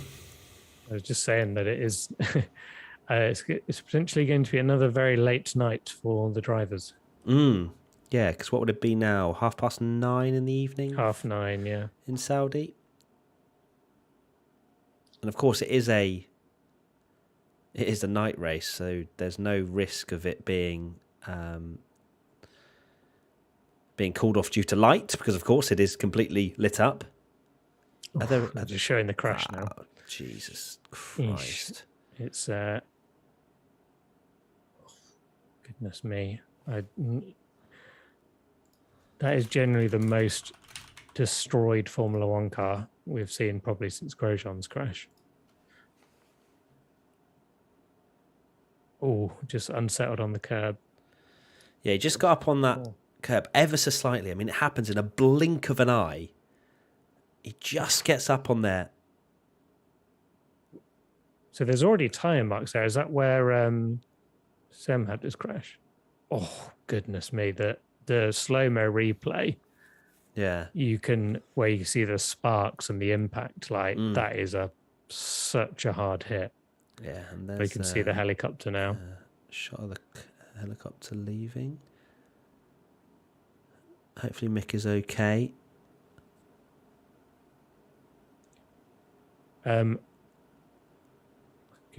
need you to do some filler for. Okay, I'm happy to do some filling. Let Frank to the toilet. No problem. Frank, have a great toilet break. Right, everybody. Mick is off to the hospital, as we've just seen, with that helicopter shot on the F1 broadcast. I'm going to look at some of your comments now. And hopefully we can start to think about the rest of this qualifying session. There is still that element of feeling a little bit weird about this track. And I'm pretty sure that is a quite popular feeling amongst all of you watching as well. So, yeah, we hopefully can still enjoy the rest of this qualifying session, because when we do see these cars go around here safely, it is mega and it is quick and it is a very challenging track. You know, I still firmly believe there should be some more changes to this track to make it safer. But I can't do anything. I'm just a fan. So, but I can still say my thoughts. There's still no update as to when we're going back to the green light at the end of the pit lane, and we get the rest of this qualifying session underway. Hello, Dad. I see you there. 35G crash, says Bodyan. Is that correct? I'm not going to report that. I'm just going to read out what you've just said. Invest in silent keyboards. Sorry, DH. We got to do more than one thing, my friend. All right. If it upsets you that we've got loud keyboards, I'm sorry. Can Haas fix the car? Mattia Bonotto asking that. I would imagine yes, they'll have enough time to. I would also imagine that Mick will have to change absolutely everything on that car. So not ideal in terms of his allocation of bits and bobs for the car over the course of the season. What are we seeing now? We're seeing... Oh, there is Mick. Oh, that's a nice shot. So Mick is there, sat down, conscious, chatting away. That is a lovely shot to see after that horrible incident. Flatten that curb. It's a good point, Julio. That will make it slightly less treacherous for sure. But also, I see what they're trying to do. They're trying to enforce some sort of track limits, and if you flatten the curb, then they will all just be, kind of straight lining it. But I suppose at the same time, if track limits are enforced, then they wouldn't be able to do too much there. There are bigger reasons to not race here other than safety. Yes, Nation Harris, there are plenty of reasons. Not denying that. But, we're talking about the racing and the safety of that right now because, of course, that is in the forefront of our minds with what's just happened with Mick Schumacher and also Latifi having a crash earlier on. But thankfully, that was a small impact in comparison. Goodbye, Tane. I hope you have a good sleep. I'm sorry that you're really sleepy. And I'm sorry that you haven't been able to watch the rest of qualifying. 35G hit the wall. Yeah, that's crazy. Why don't we ban the British GP after the 50G crash? It's not quite the same, Brian, because the way in which he hits the wall is... Of course, you can't take any crashes out of Formula One. Like, there'll always be that element of danger, but this track doesn't allow for a huge amount of human error and a huge amount of... there can be more safety implemented into this track, 100%. Hello. And I don't think saying things like, should we ban the British Grand Prix because of the 50G crash is particularly wise. Hello, Tommy. Hello, Frank. Hello. Someone's saying that Silverstone should be banned because Max Verstappen had a 50G crash there. I'm just like, it's not quite. I mean, big crashes really happen, but it's not comparable because we're not talking about big crashes being stopped in Formula One. We're talking about avoiding unnecessary dangers. Exactly. There's a difference there. Yeah, there's a difference between, it sounds stupid, but they could do anything that's just like absolutely ridiculous and unsafe, and it doesn't mean that just because they don't have a crash there. George having some fun. I imagine he's now we know that Mick is okay. He's probably going to be pretty pleased with himself today. Indeed. Feels ages. Well, I mean, it literally was ages ago that Hamilton got knocked out. It's this mad one. Yeah, how long? When did we start qualifying? We started qualifying at 5 p.m. 1 hour and 33 minutes ago. We started, and we are just halfway gone in Q2. I know what. Yeah, this it can't be said enough. This weekend is just absolutely get us out of here. That's what crazy. Yeah. Bro crashed so hard that the DRS opened. Is that true? Did he? No. Probably. I'd a kid dressed as Spider-Man doing dabs, which is what definitely the kind of things right that now. We want to see. Yeah. Really want to see that. Yeah, let's have a look and see. Did his... Oh, jeez. Yeah, his DRS did open. That is mad. Yeah. So what happens with the wheels as well? Because I swear, and I'm sure they've changed it or the way in which they're all built. But why do wheels now come off these days? Because I swear they were supposed to all be tethered and blah blah blah and all that stuff. Oh, we're resuming in 6 minutes, everybody. 6 minutes, and we're getting back underway for qualifying. But yeah, I swear that was a thing, right? I'm not. No, it used to be a thing because obviously the big thing was that wheels flew off and that was dangerous. And then it would get to the point where wheels would be tethered. But I wonder if I would have to look into it. Yeah. Maybe it's a future F1. I'm sure Katie will know. Katie loves. She sleeps with the rule book or the stewards, as I said previously. For those that haven't seen that clip, are thinking, "What on earth are you talking about?" But yeah, under 5 minutes to go now till the resumption of Q2. 4 minutes 58 to go.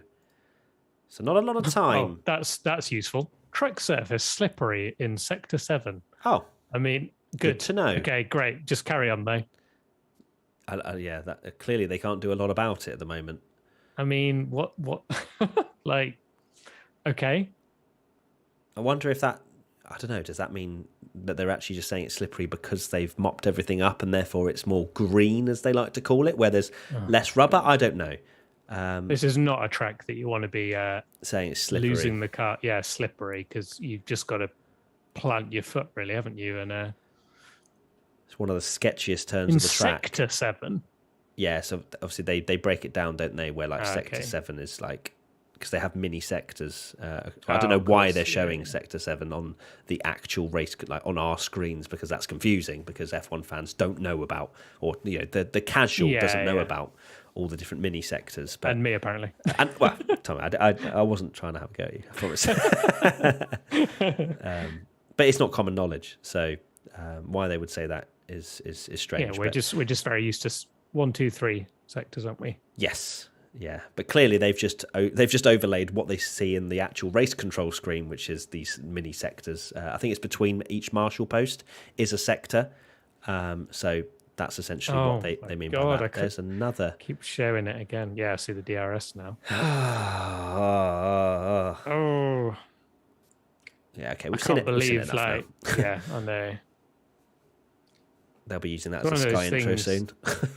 Yeah, Drive to Survive season 5. Use that there's 1,000 times in the trailer. You know that for a fact. So what? Okay, we're seeing an onboard here, which I don't think we've actually seen. Yeah, I mean he had the car straightened up. It's just that raised curb that. God, those Haas mechanics have been through a lot, to say the least, in the last couple of years, haven't they? What was that? Sorry, Tommy? Haas mechanics have been through a lot. Yes, they have. Yeah. Just, I mean, if you're a Haas mechanic, you've seen, you've had a Rich Energy come on board. You've worried about losing your job. Then you've had Grosjean crashing at Bahrain, and that must have been absolutely awful. Then you've had obviously like Mazepin coming in and the scandal, how he started his career, and all that drama, and then obviously the whole the Ukraine-Russia situation, and then going again, and oh my word, like the emotion of that team must be they've had some it's been a roller coaster, to say the least. It has indeed. We've got less than 2 minutes to go now till the resumption of qualifying. At the moment, Zhou, Ricciardo, Magnussen, Stroll and Ocon, the bottom 5. Remember, obviously, Schumacher will not be running. He's currently in 9th.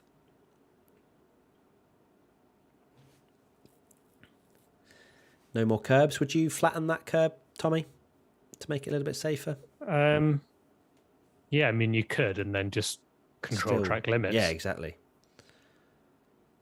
Because, of course, a lot of these sort of exit curbs are there to enforce track limits to a degree. But if you've actually got someone monitoring it, then it shouldn't really matter.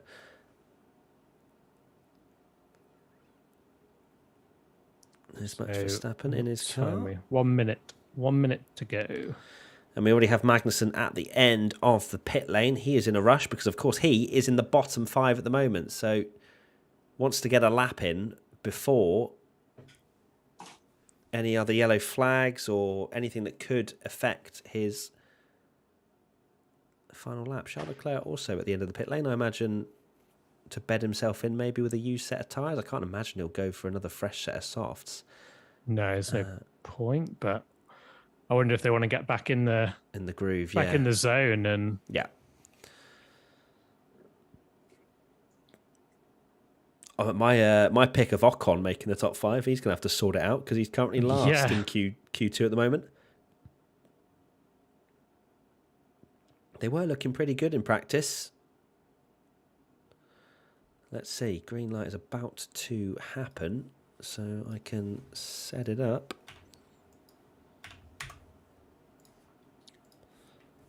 Yep, bit of a race at the end of the pit lane. Here we go then. It is green at the end of the pit lane.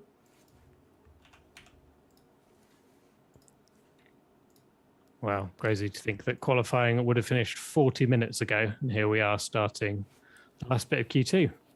That we are. So we are back underway once again. I'm going to make that a bit bigger, actually, so you can see the timer a bit nicer. There you go. Garages are small, aren't they? Yeah, tight. Shot of Max coming out the garage. I mean, these cars are very wide now. McLaren not in any rush. Why is just getting some space? Just how slow McLaren are. Can't even reach the pit lane speed limiter.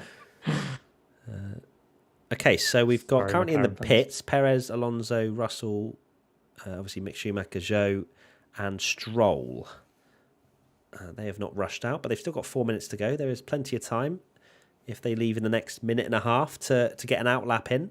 But of course, if you're the likes of Verstappen, you like to do 2 prep laps. I think Sainz is exactly the same. I don't think the top 4 are in any danger of getting displaced, especially if there is a slippery track. His K-Mag, 13th, he's going to have to assess that particular part of the track, which he already would have done because he is heading towards turn 27 now. Let's hope we get through the rest of this qualifying session absolutely fine and dandy, please. Yes, absolutely. That's the main priority here. So K-Mag starting his lap time now. We're finally going to see another flying lap, and he is bouncing all over the shop.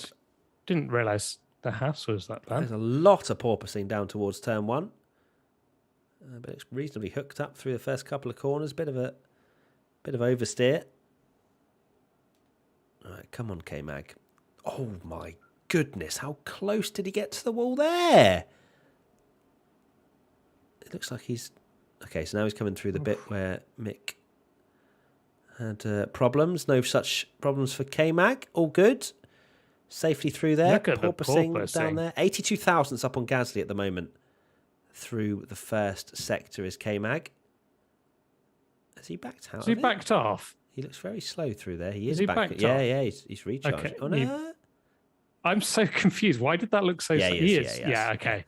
I'm glad you thought it as well, because I was like, I know these cars are a little bit slower, but not Yeah. not that slow. Yeah, so he's backed out of it. You can see as well with the red light flashing meant that he was in some sort of energy recharge mode. Lando Norris is on a push lap. You can definitely see that. Sparking.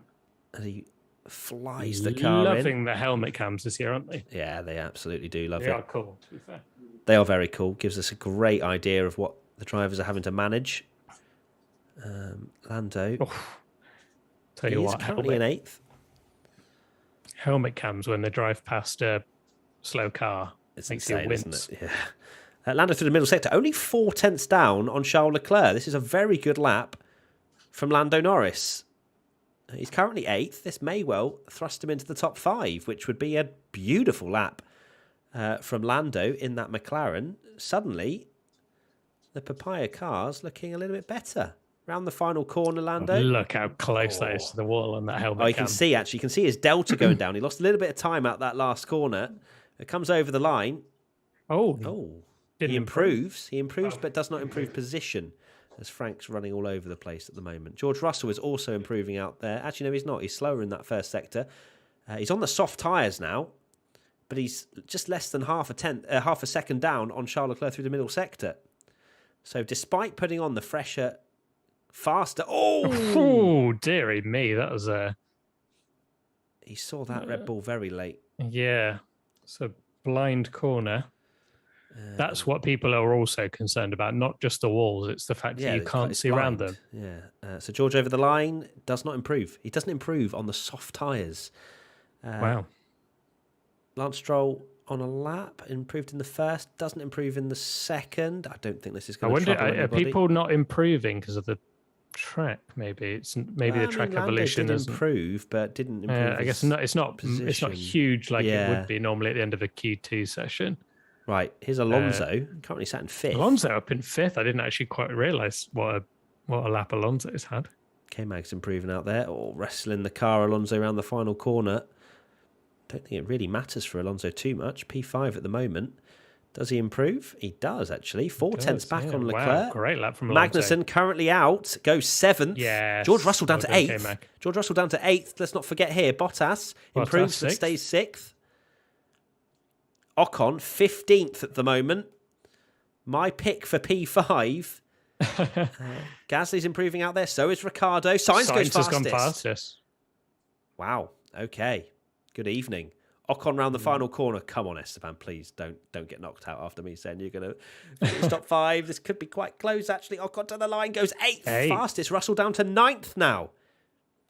Mick Schumacher is not in the top 10. Gasly goes 7th. George Russell now 10th. Norris is under threat now. If Ricciardo definitely out, only 12th. Can Guan Yu Zhou get in? Can Zhou 13th. No. 13th for Zhou. And so hold on. Imagine Norris is definitely Stroll out. is the only one that Russell could do it. But Stroll just come over the line. So out in Q2, Norris, Ricciardo, Zhou, Schumacher, and Stroll. What a lap from Alonso.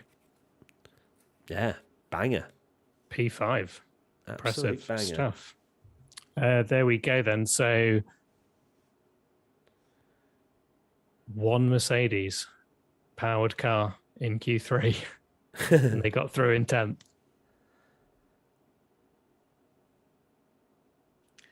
So yeah, Sainz improved. I feeling like a bit of a mug now. Would you change your predictions? I'm feeling less confident of a Verstappen pole now, I must admit. I still think Verstappen will get pole, personally. I think it's going to be very close. I'm regretting mugging Sainz off completely with 3-5. But here we are. Here we are indeed. I think I'd take Ocon out. Because he doesn't look. Alonso. quick. Yeah, Alonso was there in P5, so Alpine does have pace, but not. Okay, so we are finally heading to Q3. It's been a while, but we will find out who is getting pole position very, very shortly. Russell P10 in the end, just scraped through to Q3, but that's what you need to do. He didn't have a very good lap on that soft tyres.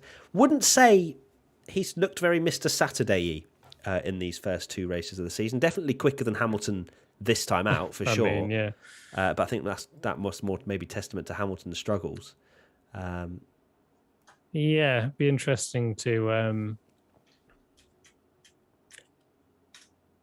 keep an eye on it. Because I guess he was only given Mr. Saturday vibes because he smashed Nicholas Latifi, beating Nicholas Latifi. Yeah, I think a lot of people jumped on that narrative straight away, especially when Albon. Ted wasn't too happy either, was he? That we made absolutely.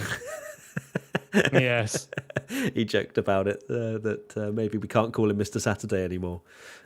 Yeah, And I will counter that by saying, okay, then, well, we invented the Steiner ship and you're calling it that. Yeah. So, Did we invent the Steiner ship? Is that right? Yeah. We did. It was Ollie during that test session. Oh, yeah. We did the Steiner ship meme. There you go. We claim the meme. Claim it. Good stuff. So now we pose the question to you all: who is getting pole? Who is getting pole? Verstappen? It's time for the pole. Sainz? Someone else? Is it fair to put Perez over Sainz? I would say so, because Sainz went fastest.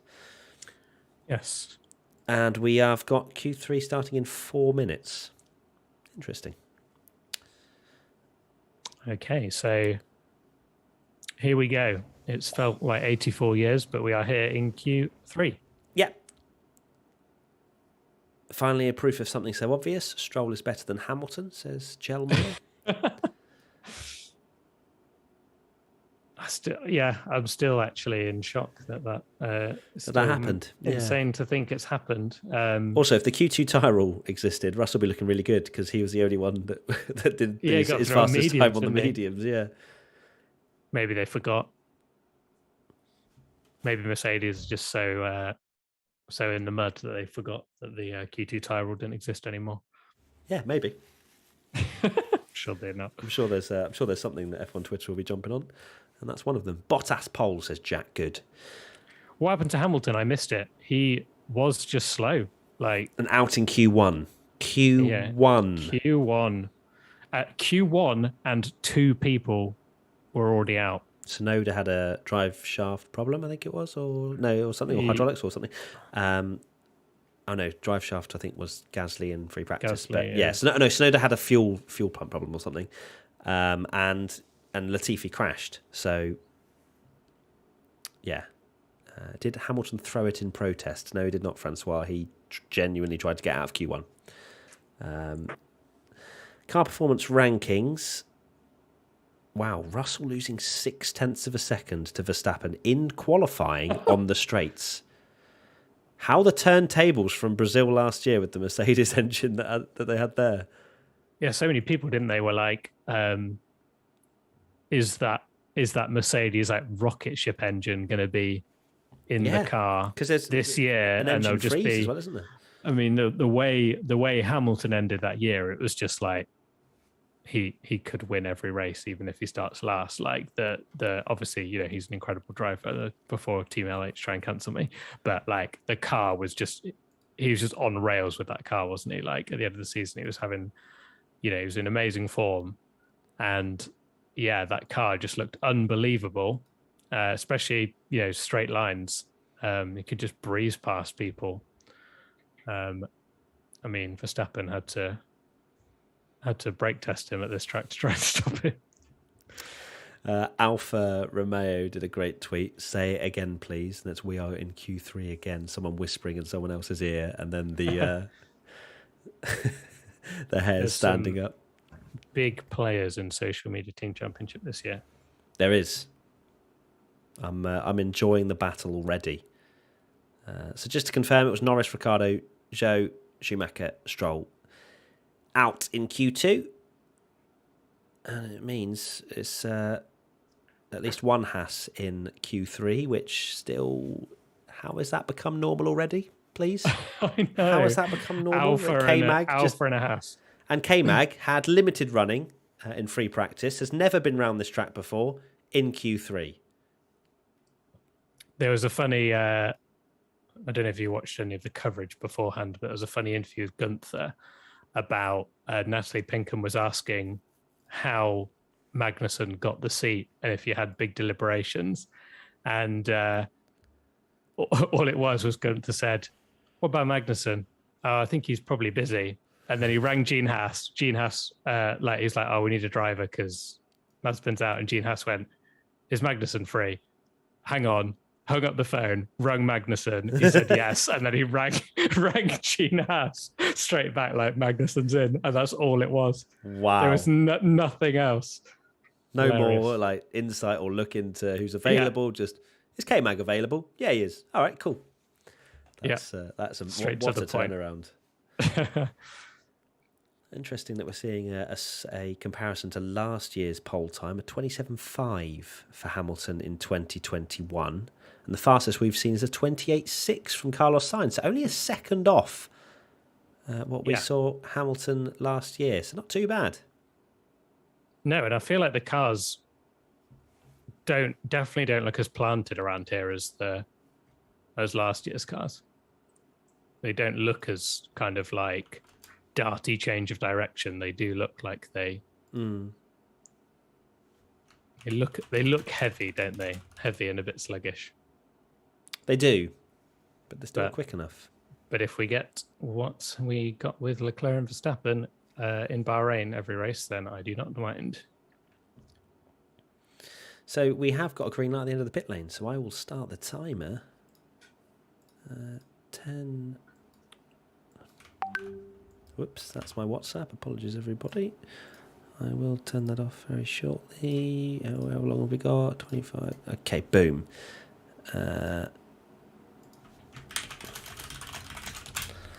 Cool. So Q3 is underway, and we will see a few bites at the cherry, I am imagining. Timer. I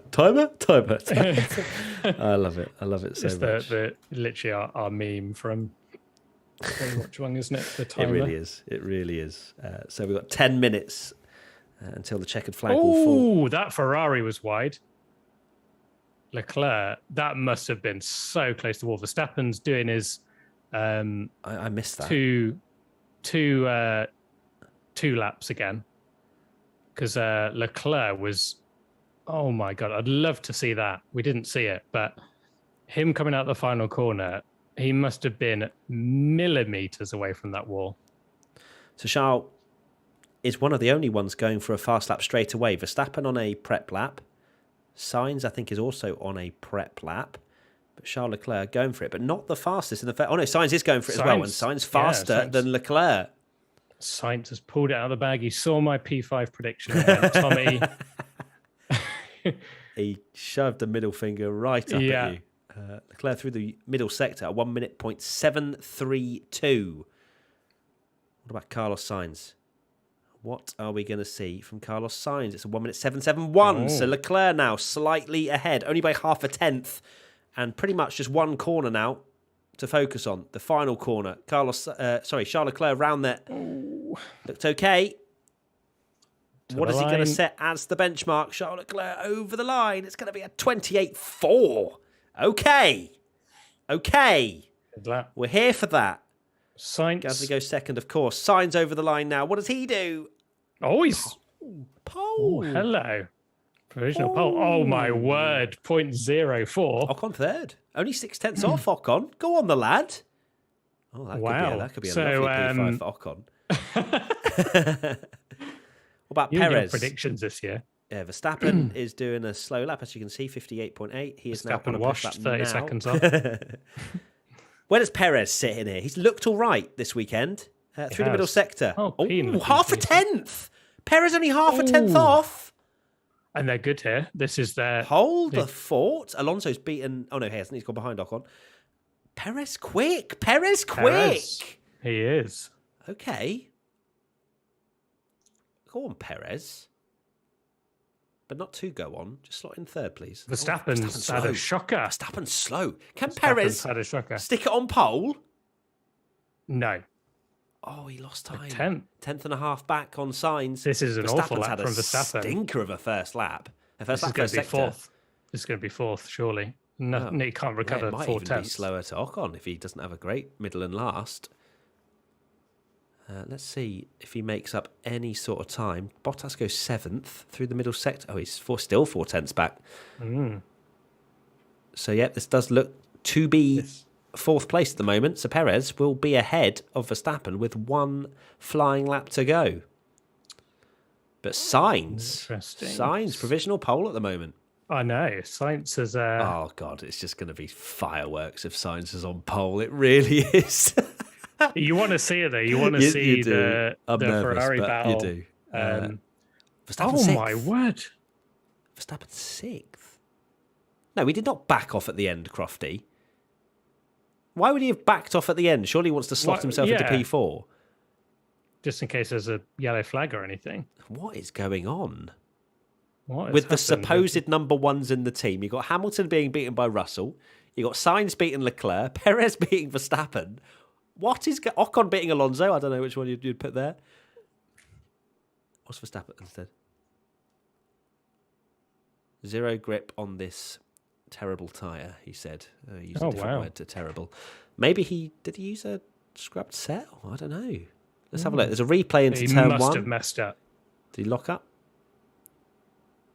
No, just completely out of shape. Completely out of shape. Yeah, Goodness me. Just did not look quick. Yeah, if you mess up your line through turn 1 and turn 2, you really want to. Oh, wow, that that loves that wall, by the way. That wall was probably where his tyre was last year because they've widened it, haven't they? Perez riding up on that. That might well have lost him a little bit of momentum all the way down to the final corner, Perez. So, wow, Sergio in the hunt for a cheeky pole position. Yeah. What can George Russell do? I love how we're just like, George Russell in the Mercedes. What can he do? Yeah. He's going to be 2 tenths down. Quicker than Max, though. Quicker than Max. What can George do? Looks like he's only going for one run if he's this late into setting. Yeah, maybe. Maybe he's used... Well, but then he used medium. Oh, no, but to be fair, he did also go out on softs. But we'll see. George, looking reasonable through there. Has to be said. Just doesn't want to get any traffic. Just going for it. Completely clear track. What George can he do? To the middle. Oh, he's looking good, Okay, George. Are they going to break into the top 5 here, Tommy? They might well do this. Jesus. Mercedes. Just never count them out. George, this is a stonking lap at the moment. This is... Yeah, I reckon this is going to slot him right in P4. 4th. Yeah. George Russell to the line. What's he going to do? P5. Fifth. So Ocon. Wow. Ocon's still the GOAT. He lost a bit of time in that last sector, did Russell? Bottas, hello, 4 tenths down. Oh my God, Bottas could slot himself into P4 now. Quite a bit of pressure on Verstappen, it has to be said. Yeah, it's going to be... Yeah, if we get a late yellow... Okay, so Ferrari does get out of the way. Good stuff. If we get a late yellow in the session, Verstappen's starting this race 7th. Here comes Bottas. Maybe 8th. Currently 9th. Where does Bottas go?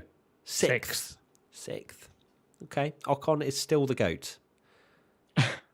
Just saying. So where have you pulled that Ocon? I think I need to get you starting to predict things we need to see because your predictions this year have just been just like completely Mercedes is going to be really bad. Ferrari hype train. It's so true, actually. Yeah, I have to keep an eye on that. Right. Here we go then. One final run, and that is definitely a fresh set of soft tyres on that Sergio Perez Red Bull. Magnussen is currently 10th at the moment and on an outlap. So can K-Mag thrust himself into the equation?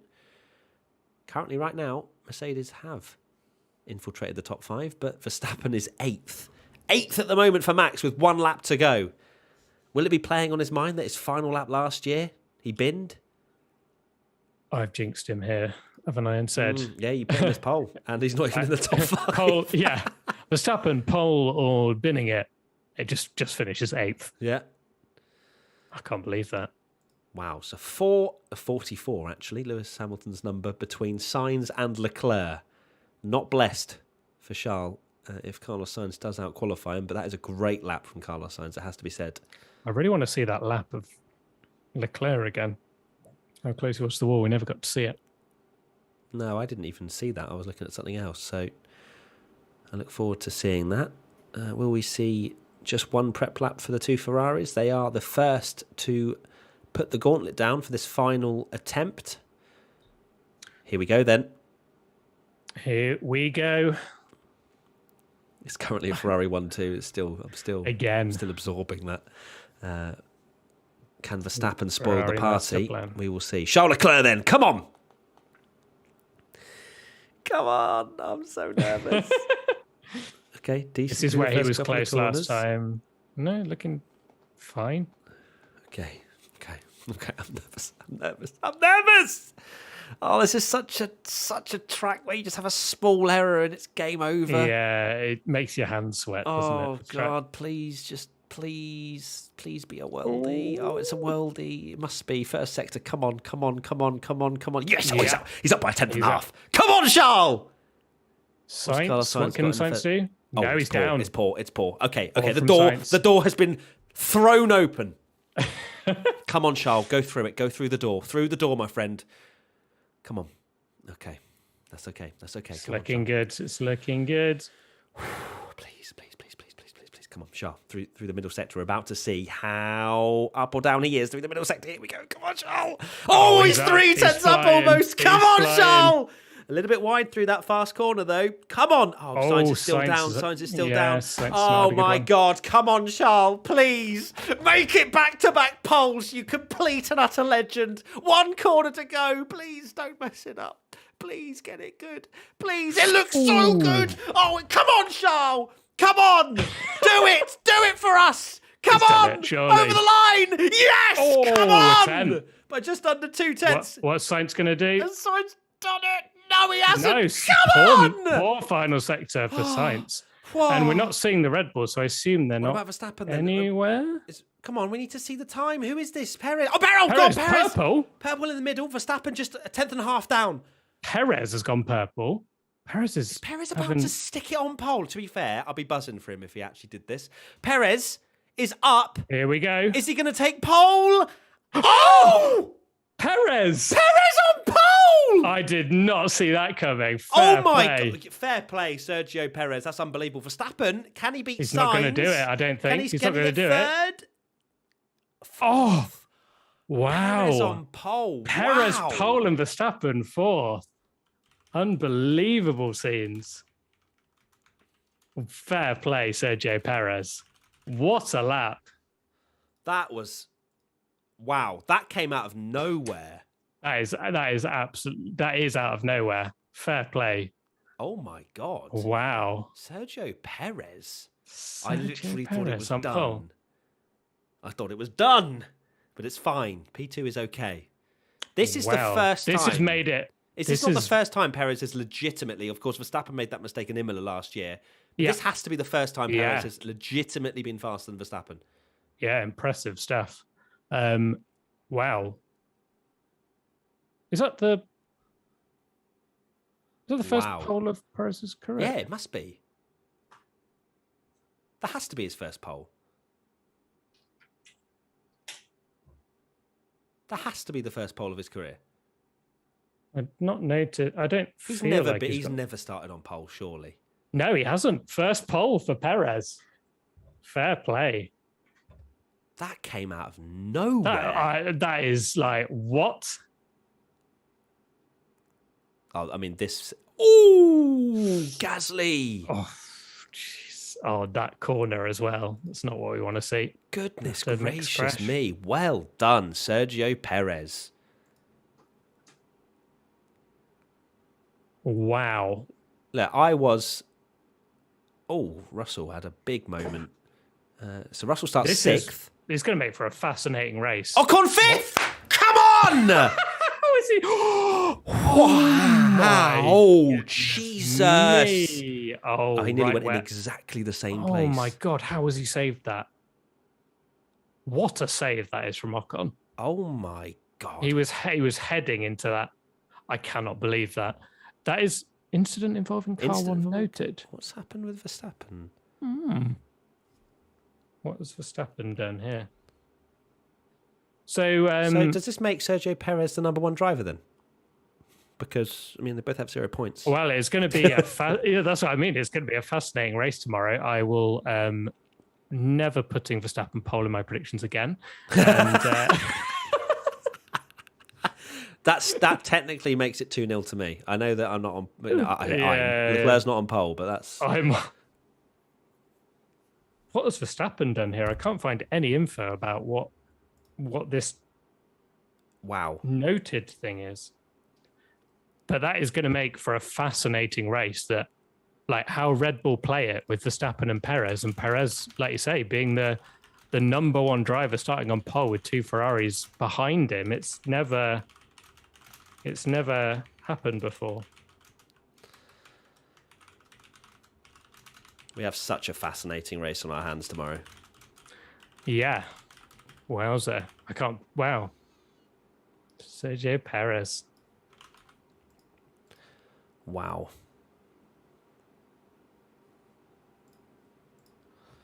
Of course. You can tell Katie's doing the tweets because she shared the picture of Perez from the old F1 graphic. No. Favorite. Thankfully, not the the Peggy 18 one. Oh wow, that was yeah. Wow, we've been streaming for ages. Well over 2 hours. We may as well just keep streaming till the start of the race tomorrow, to be honest with you. I mean, knowing this weekend, I'm sure we'll probably be on a live stream in about 10 minutes because something's happened and there's more drama. But wow, Sergio Perez. I need to see what the top 10 was because I didn't absorb that. But Ocon was 5th. Russell was 6th. Where have we got the rest of the... Alonso was 7th. Bottas 8th. Gasly 9th. And Magnussen 10th.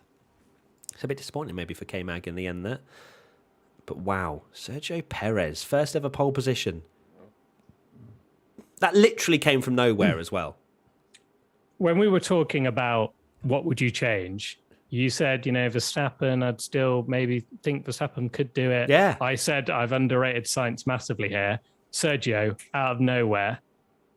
Fair play. Yeah, what a lap. Let's see what he has to say. How have you got Ocon in P5? I'm sorry. He was looking good. He's a lad round here. He led the race last year. You know what I mean? Yeah.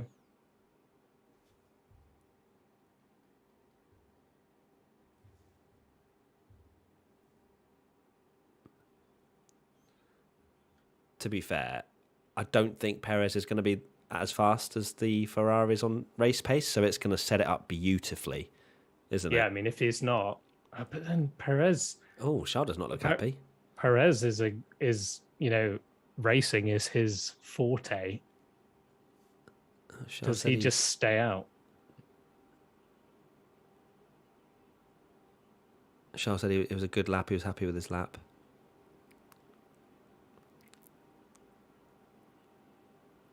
He said he more or less put everything together. Oh, wow. He did not expect Checo to come in with that lap, he said.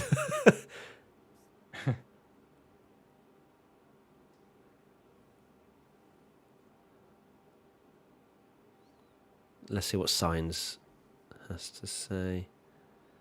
I bet he's not happy. He's just messaged me saying, Checo chariot, here we go. Oh, he had a used tyre. Oh.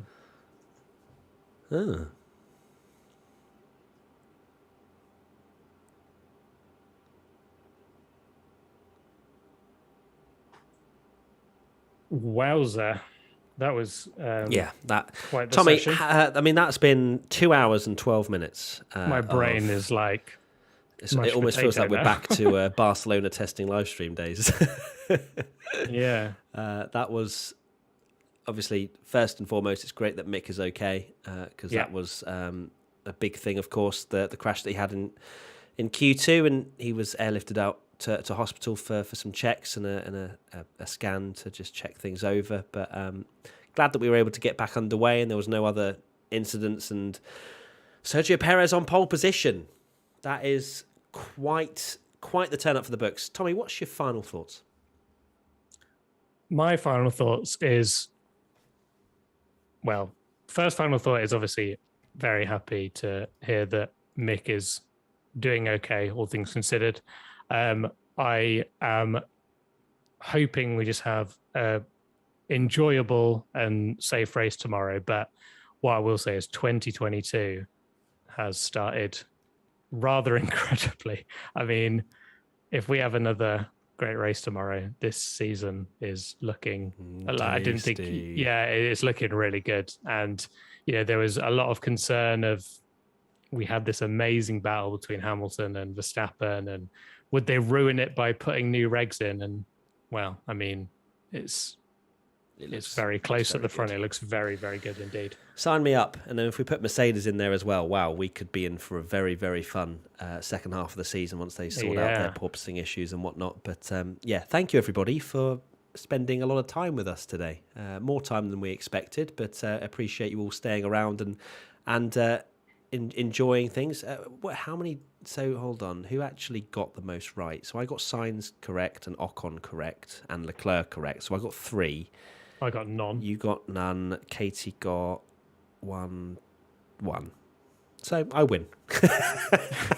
The Ocon prediction deserves at least 10 points, to be honest with you. I think you took that anyway. Good stuff. Thank you, Tommy. We will be back once again for another qualifying watch along for the Australian Grand Prix.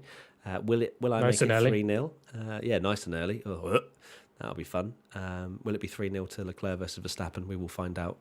But it might be you and Katie. It might be me and Katie. Perez fan. Oh wow, that could be the new rivalry. The new rivalry. Verstappen washed. Good stuff. Thank you, everybody. It's been a pleasure. Leave a like on your way out and do subscribe if you're new as well. We'll be back tomorrow for Internet's Best Reactions as always and some reactive content analysing what went on for the Saudi Grand Prix. So thanks, everybody. Take care and we'll see you soon.